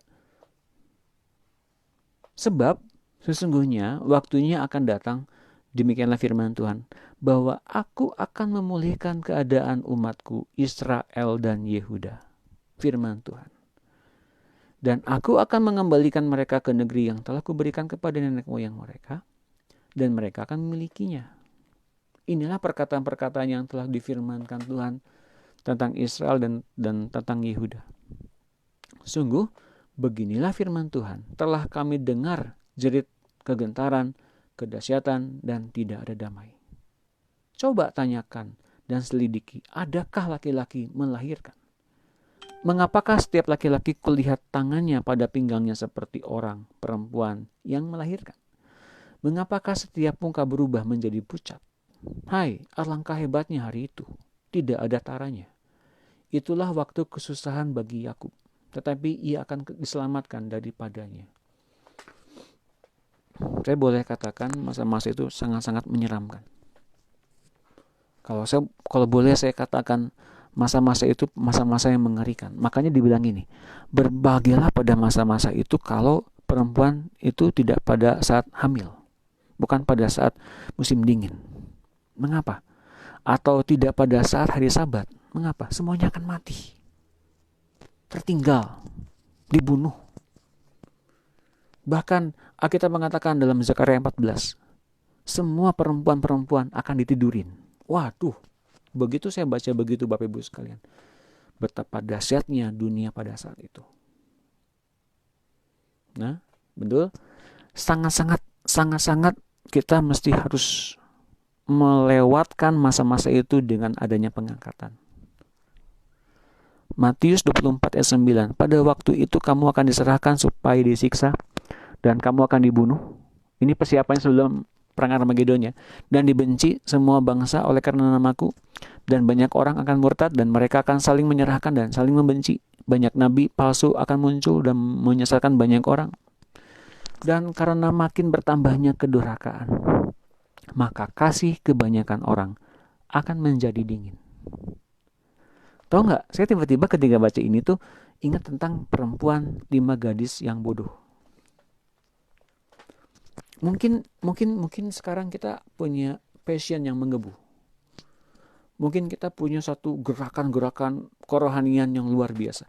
Tapi ketika kita mulai diperhadapkan pada masalah-masalah yang sulit, tiba-tiba melempem. Ini seperti 5 gadis yang bodoh. Mengapa bodoh? Karena tidak mempertahankan apinya di depan Tuhan. Nah, kalau yang bijaksana, selain dia bawa cadangan minyak, dia api tetap menyala. Nah, bagi Bapak Ibu sekalian yang menangkap pesan hari ini, berarti bagaimana agar kita tetap penuh, bahwa api tetap menyala, dan juga punya cadangan minyak. Artinya apa? Mengapa ada cadangan minyak? Kalau Bapak dan Ibu sudah menangkap pelajaran sebelumnya, kita mesti punya hati yang baru agar kita tetap penuh dengan roh. Kekhawatirannya makin minim. Kecemasannya di tingkat yang sangat minim.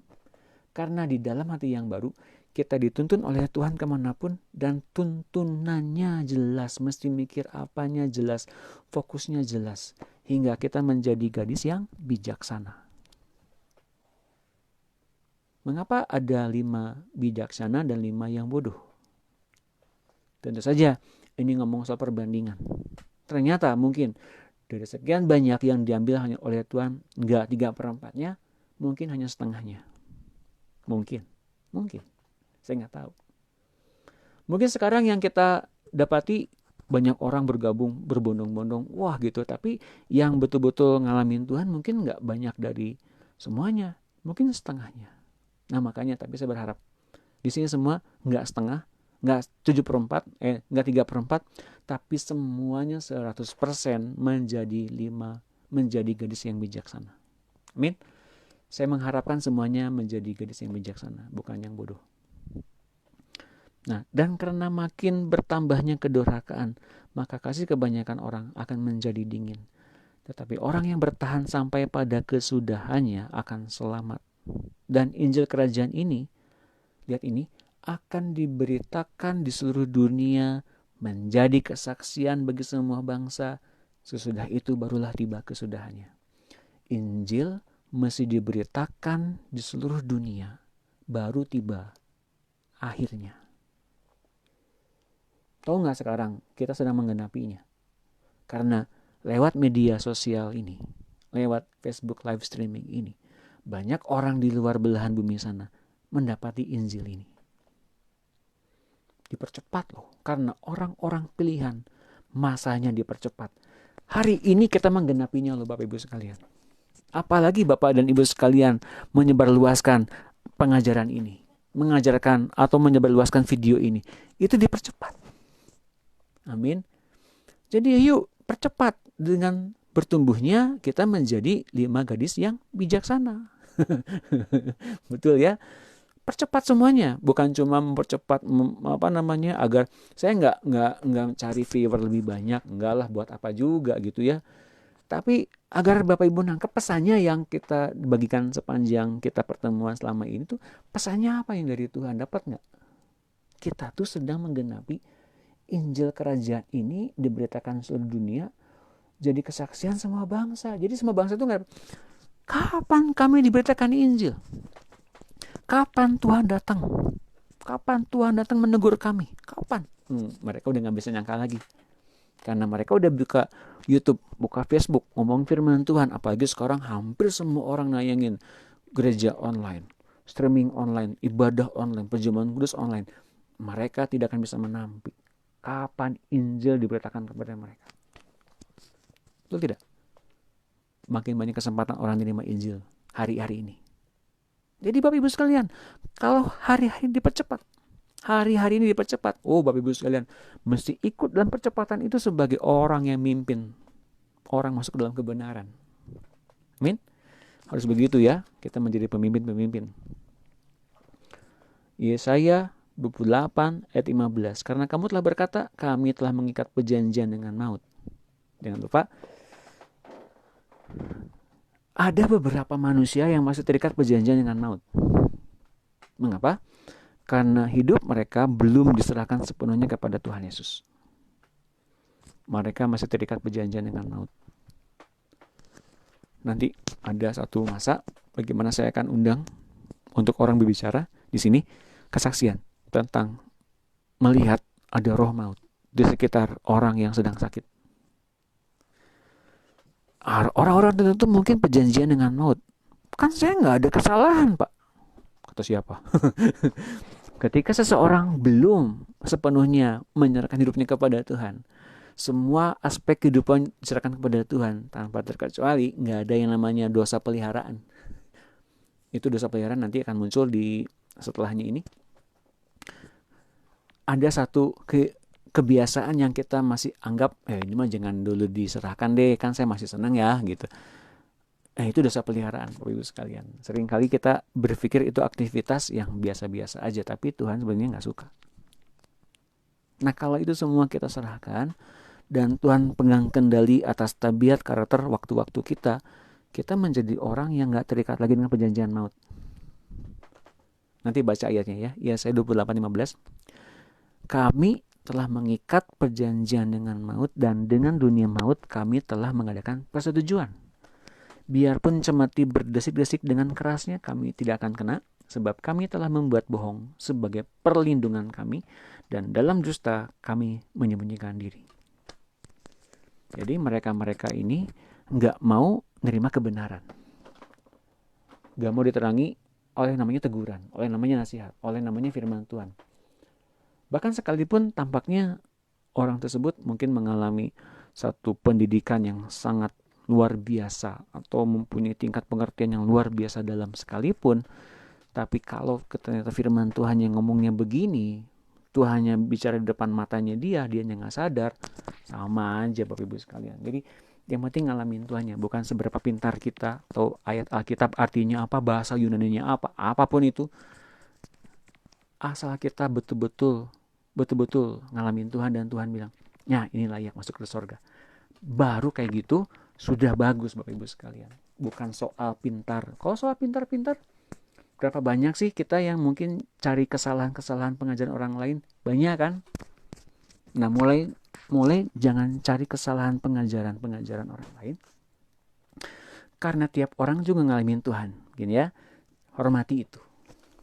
Setiap orang ngalamin Tuhan, kita pun ngalamin Tuhan. Tapi kalau kita ngalamin Tuhan, kita ngalamin saat-saat indah kan. Barangkali orang belum ngalamin itu, dan barangkali mereka iri kepada kita. Ngerti ya?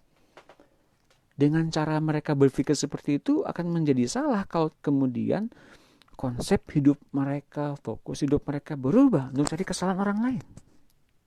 Mengerti ya? Enggak seperti begitu Bapak Ibu sekalian.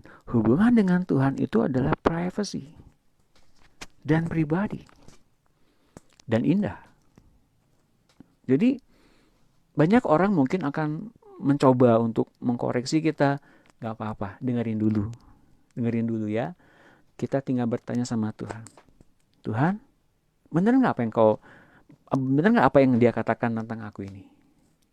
Coba tanya sama Tuhan.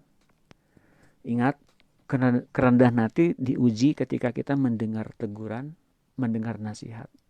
Baik dari orang lain dan dari Tuhan. Oke, mengerti ya? Kita sekarang masuk ke dalam kematangan-kematangan. Bukan soal pengetahuan, konsep berpikir saja, tapi kematangannya. Bapak Ibu sekalian. Ya. Daniel 9 ayat 27. Ini penting banget. Barangkali abis ini saya akan selesai. Tapi saya akan bagikan lebih dalam. Daniel 9 ayat 27. Raja itu akan membuat perjanjian itu menjadi berat. Bagi banyak orang selama 1 kali 7 masa. Selama 7 tahun. Pada pertengahan 7 masa itu, pada masa ke-3,5 tahun yang kedua, ia akan menggantikan korban sembelihan dan korban santapan, dan di atas sayap kekejian akan datang yang membinasakan, sampai pemusnahan yang telah ditetapkan menimpa yang membinasakan itu. Nah, kalau Bapak Ibu sekalian melihat rekaman kemarin, bahwa ketika roh maut muncul di sangkakala yang kelima, atau tepatnya di 3,5 tahun yang kedua, ketika kesesakan atau tribulasi lebih berat dari 3 tahun sebelumnya. Ini pun di Daniel 9:27 pun sama.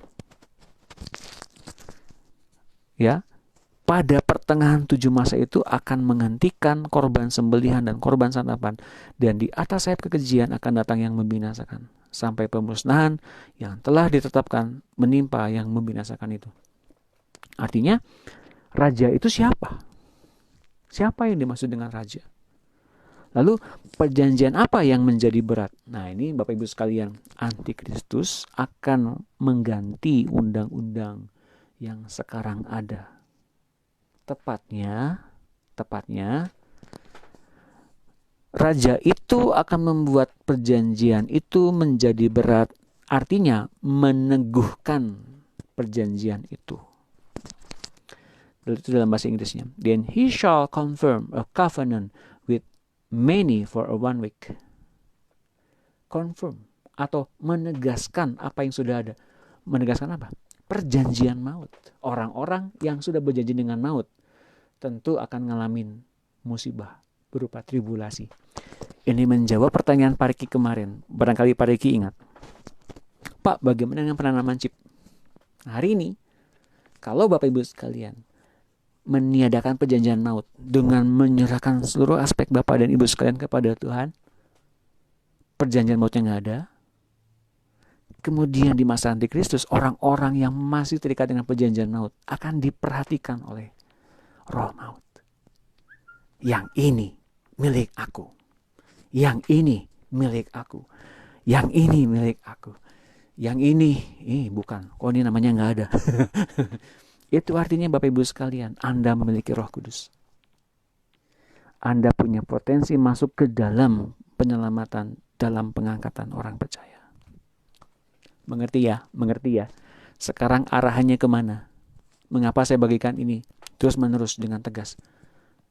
Engkau akan selamat kalau engkau memang meniadakan perjanjian maut.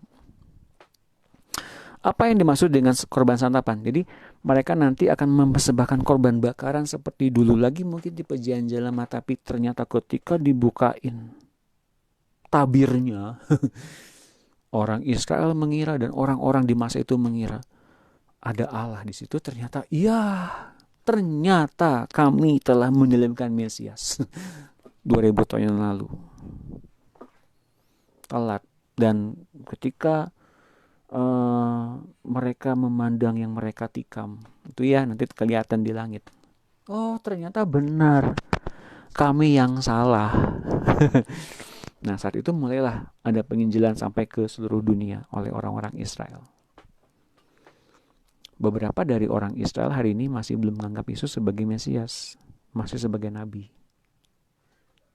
Ya enggak? Masih sebagai nabi, enggak sebagai Mesias. Beberapa dari mereka ya. Tapi ada yang sudah menganggap Yesus sebagai Mesias. Ada. Mudah-mudahan terjawab ya. Matius 24 ayat 15.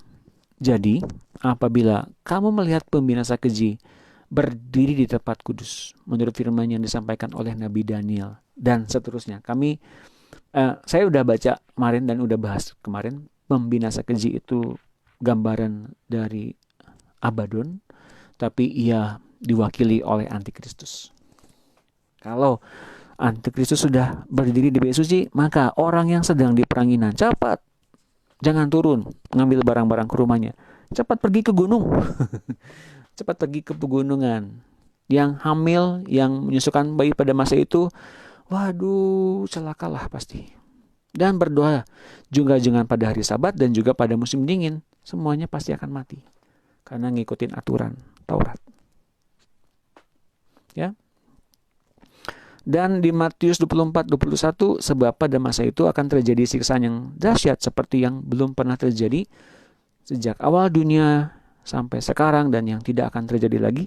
Dan sekiranya waktu tidak dipersingkat, maka dari segala yang hidup tidak akan ada yang selamat.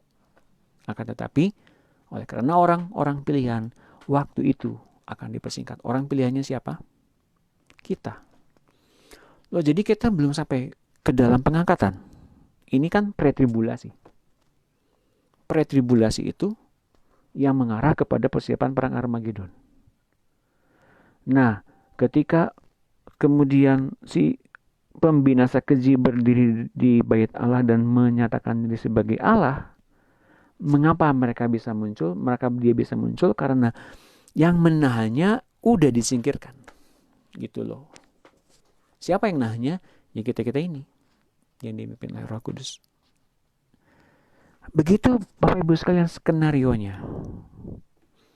Bagaimana kita akan masuk ke dalam rangkaian keselamatan. Nah, baru kita masuk ke dalam bahasan nanti besok tentang apa? Coba tulisin yang sudah lihat.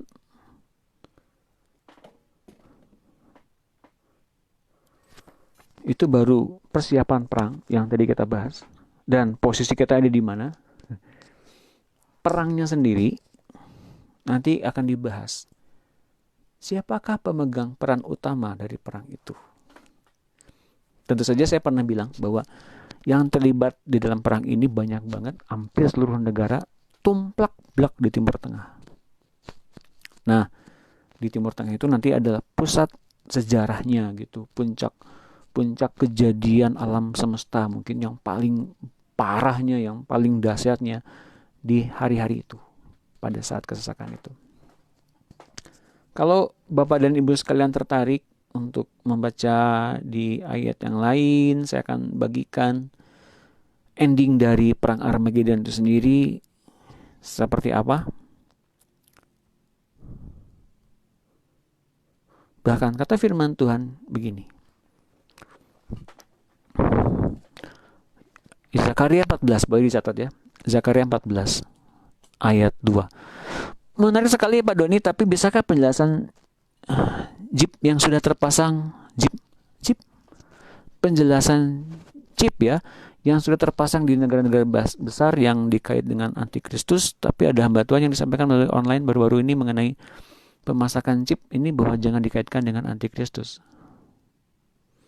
Ya silakan saja, itu kan saya nggak menyangkal itu salah, ada benarnya juga gitu. Tapi ya, seperti pertanyaan Pak Riki kemarin, makanya dijawab dengan jelas pada saat hari ini. Kita nggak masuk ke situ, nggak masuk ke soal pemasangan chip, nggak. Ya, jangan takut, mengerti ya? Nggak kita pikirin yang gitu mah, kita nggak masuk ke situ kok, karena kita nggak terikat dengan perjanjian maut. Makanya serahkan hidupmu pada Tuhan semuanya, biar Tuhan yang pegang kendali. Ketika kita dikendalikan oleh maut, kita akan masuk ke dalam perjanjian maut. Jadi saya kira bahasanya cukup sampai di situ ya, nggak sampai kita ngomongin chip apa itu chip ditanamin di mana ya, kita nggak ngomongin gitulah. Yang penting kita masuk di konsennya di pengangkatan ya. Lihat ini, baca bersama-sama dengan saya, buka Alkitabnya masing-masing agar Bapak dan Ibu sekalian nangkep. Kalau selama ini belum baca ini, yuk dalami ayat ini. Aku akan mengumpulkan segala bangsa untuk memerangi Yerusalem. Loh, kok Tuhan yang ngumpulin? Dia punya rencana, dia sutradaranya. Bapak Ibu sekalian, ketika kita dijaga oleh perkataannya, oleh rencananya, kita sedang aman dalam rencananya itu, karena kita dijadikan sebagai bejana yang mulia. Dan kita tidak sedang beroposisi dengan Tuhan. Pastikan itu terjadi ya.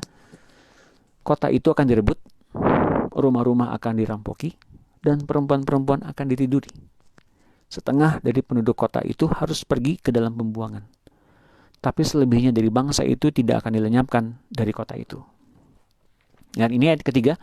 Kemudian Tuhan akan maju berperang melawan bangsa-bangsa itu seperti ia berperang pada hari pertempuran. Pada waktu itu kakinya akan berjejak di Bukit Zaitun. Waktu itu tuh Tuhan datang yang ketiga kali. Yang pertama ketika ia datang di manusia, yang kedua datang di awan-awan ketika pada saat pengangkatan, dan yang ketiga ia datang di Bukit Zaitun persis seperti ia naik ke surga. Yang terletak di depan Yerusalem di sebelah timur. Bukit Zaitun itu akan terbelah dua dari timur ke barat sehingga terjadi suatu lembah yang sangat besar. Jadi gempa gitu, kemudian terjadi suatu lembah yang sangat besar. Setengah dari bukit itu akan bergeser ke utara dan setengah lagi akan ke selatan. Jadi kemudian itu ada rekahan hingga ada satu mata air yang terbuka sampai ke bawah bait suci. Itu yang terjadi. Saya belum pernah ke sana, tapi itu yang terjadi. Nah, maka tertutuplah lembah gunung-gunungku, sebab lembah gunung itu akan menyentuh sisinya. Dan mana tadi? Kelewat. Mana? Dan kamu akan melarikan diri seperti kamu pernah melarikan diri oleh karena gempa bumi pada zaman Uzia Raja Yehuda. Lalu Tuhan Allahku akan datang dan semua orang kudus bersama-sama dia. Tuh, Alkitab juga mencatat di kitab yang lain, Zakaria, Tuhan datang bersama-sama dengan orang kudus, bukan malaikat-malaikat Tuhan. Amin. Maka pada waktu itu tidak akan ada lagi udara dingin atau keadaan beku, tetapi akan ada satu hari itu diketahui oleh Tuhan dengan tidak ada pergantian siang dan malam pun menjadi siang. Pada waktu itu akan mengalir sungar, yang tadi saya bilang tuh. Pada waktu itu akan mengalir air kehidupan di Yerusalem. Setengahnya mengalir ke laut timur dan setengah lagi mengalir ke laut barat. Nah, mengapa bisa mengalir? Karena tadi ada rekahan dari Bukit Zaitun itu ke utara dan ke selatan. Lalu kemudian menimbun bagian tertentu hingga ada jalan, hingga di bawahnya itu ada aliran air hingga masuk ke tabir, ke bait suci yang di bawah itu. Kemudian ketika ada bangsa atau tentara antikristus datang ke bait suci, menyerbu Yerusalem, masuk ke bait suci, Tuhannya datang dari Bukit Zaitun masuk ke pintu timur, gerbang timur, lalu kemudian berhadapan dengan orang-orang yang mencemarkan bait suci, kemudian ia menjejakkan kaki di bait suci itu di lantainya belah, airnya muncrat keluar, menghanyutkan semua orang-orang antikristus sampai ke Araba Yordan, sampai ke Laut Mati. Dan kemudian dalam sejarah tercatat, Alkitab nanti akan menjelaskan, Laut Mati kemudian akan menjadi tawar. Di tempat-tempat rawa-rawa, disitulah orang membangun pukat-pukat. Nanti nggak tawar lagi, nggak asin lagi. Semua akan dihidupkan oleh air yang dari dari rekahan batu tadi. Lihat ini, maka Tuhan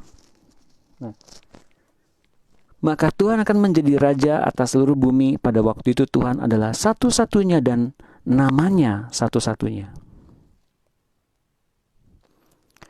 Seluruh negeri ini akan berubah menjadi seperti Araba Yordan, dari Geba sampai ke Rimon di sebelah selatan Yerusalem. Tetapi kota itu akan menjulang tinggi dan tetap tinggal di tempatnya, dari pintu gerbang Benyamin sampai ke tempat pintu gerbang yang dahulu, yakni sampai ke pintu gerbang sudut, dan dari menara Hananel sampai ke tempat pemerasan anggur raja. Dan 12 ini lihat, inilah tulah yang akan ditimpakan Tuhan kepada segala bangsa yang memerangi Yerusalem. Daging mereka akan menjadi busuk. Entah pakai apa. Sementara mereka masih berdiri, mata mereka akan menjadi busuk dalam lekuknya, dan lidah mereka akan menjadi busuk dalam mulut mereka. Maka pada waktu itu akan terjadi kegemparan besar daripada Tuhan di antara mereka. Sehingga masing-masing memegang tangan temannya dan mengangkat tangannya melawan tangan temannya. Jadi berperang lagi, melawan di antara mereka berperang. Aneh ya. Makanya gak perlu banyak-banyak melawan maut dan antikristus. Hanya sebagian kecil aja. Juga Yehuda akan berperang melawan Yerusalem itu, dan dikumpulkannya lah harta benda segala bangsa di sekeliling, yaitu emas, perak, dan pakaian dalam jumlah yang sangat besar. Itulah seperti itu juga akan menimpa kuda, bagal, unta, keledai, dan segala hewan yang ada dalam perkemahan-perkemahan itu. Tuhan akan menimpakan tulah. Dan seterusnya, Bapak Ibu sekalian baca. Itu rencananya. Itu garis besarnya. Secara panggilan Tuhan kepada kita itu, kita sebagai apa? Itu yang paling penting. Jadi Alkitab kita buka sebagai satu modul, dan kita sebagai satu peran, jadi apa di dalamnya gitu. Dan kalau kita udah mengerti ini, kita ngerti arahan kita kemana. Berperan sebagai apa. Jangan sampai kita berperan menjadi oposisinya Tuhan. Nangkep? Mudah-mudahan menangkap ya. Mengapa saya bagikan ini dengan jelas? Karena kita masih menangkap peran kita ngapain di sini. Kita ngikutin siapa? Siapa Tuhan kita? Siapa yang mimpin kita ke sana? Bapak Ibu yang dikasih oleh Tuhan. Yang penting adalah seberapa banyak kita ngalamin Tuhan. Bukan ngalamin hafal Alkitab lalu kita lihat orang berbeda dengan kita serang gitu. Gak usah diserang. Yang penting ngalamin Tuhan. Ya. Jadi apa yang sedang kita bahas pada hari-hari ini adalah kepastian sebetulnya. Kepastian yang pasti akan kita alami nanti. Hanya yang terjadi adalah apakah kita menjadi bejana mulia. Dan saya mengundang Bapak Ibu sekalian untuk berdoa. Respon panggilan ini segera. Serahkan hidupmu pada Tuhan. Serahkan pada Tuhan agar semua perjanjian maut yang masih ada, hilang lenyap.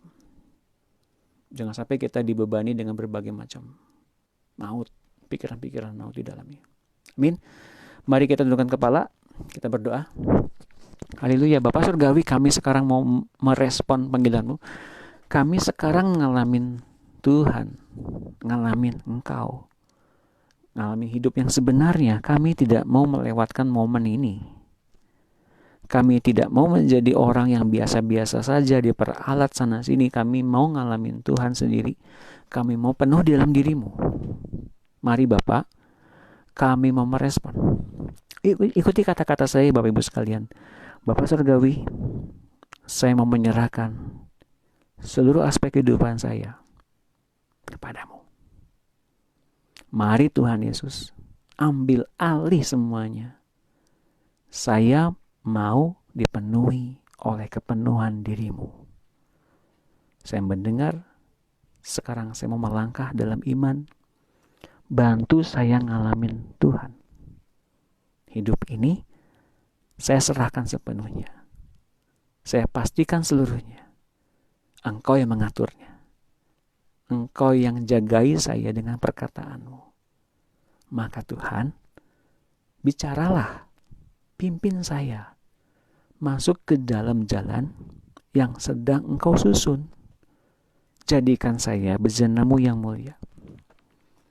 Dan Roh Kudus, saya berdoa, saya minta tolong, nasihati saya, tunjukin caranya bagaimana. Saya mau ngalamin kehidupan Kristus itu berlimpah-limpah di hati saya. Saya mau ngalamin Tuhan. Saya tidak mau diikat oleh perjanjian maut. Engkau melepaskannya. Sekarang ajarkan saya mendengar suara-Mu dan mendengar suara Tuhan Yesus. Saya mau ngalamin Tuhan secara pribadi, bukan kata orang, bukan kata siapapun.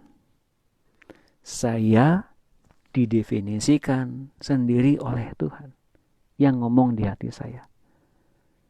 Bantu saya Roh Kudus. Aku bersyukur. Dalam nama Tuhan Yesus. Yes.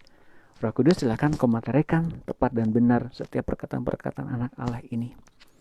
Bangun kami semua. Kami tidak ingin menjadi 5 gadis yang bodoh. Semua yang hadir yang mendengar acara ini semuanya tanpa terkecuali, tanpa satupun yang terlewat, buat kami semua bijaksana semuanya. Kami mau ngambil langkah yang tepat. Kami tidak mau ditinggalkan. Kami mau menjadi bejana yang mulia. Kalau ini semua mesti dialami. Kami ngalami namanya pemisahan kehidupan kami yang lama, hati yang lama. Kami relakan diri. Kami mau dengan hati yang baru dipimpin oleh Roh-Mu. Kami tahu sekarang Engkau yang membimbing kami, menjamin kami masuk ke dalam setiap janji-janji Allah. Terima kasih Roh Kudus. Aku mengasihi-Mu. Kami bersyukur. Dalam nama Tuhan Yesus. Haleluya. Amin.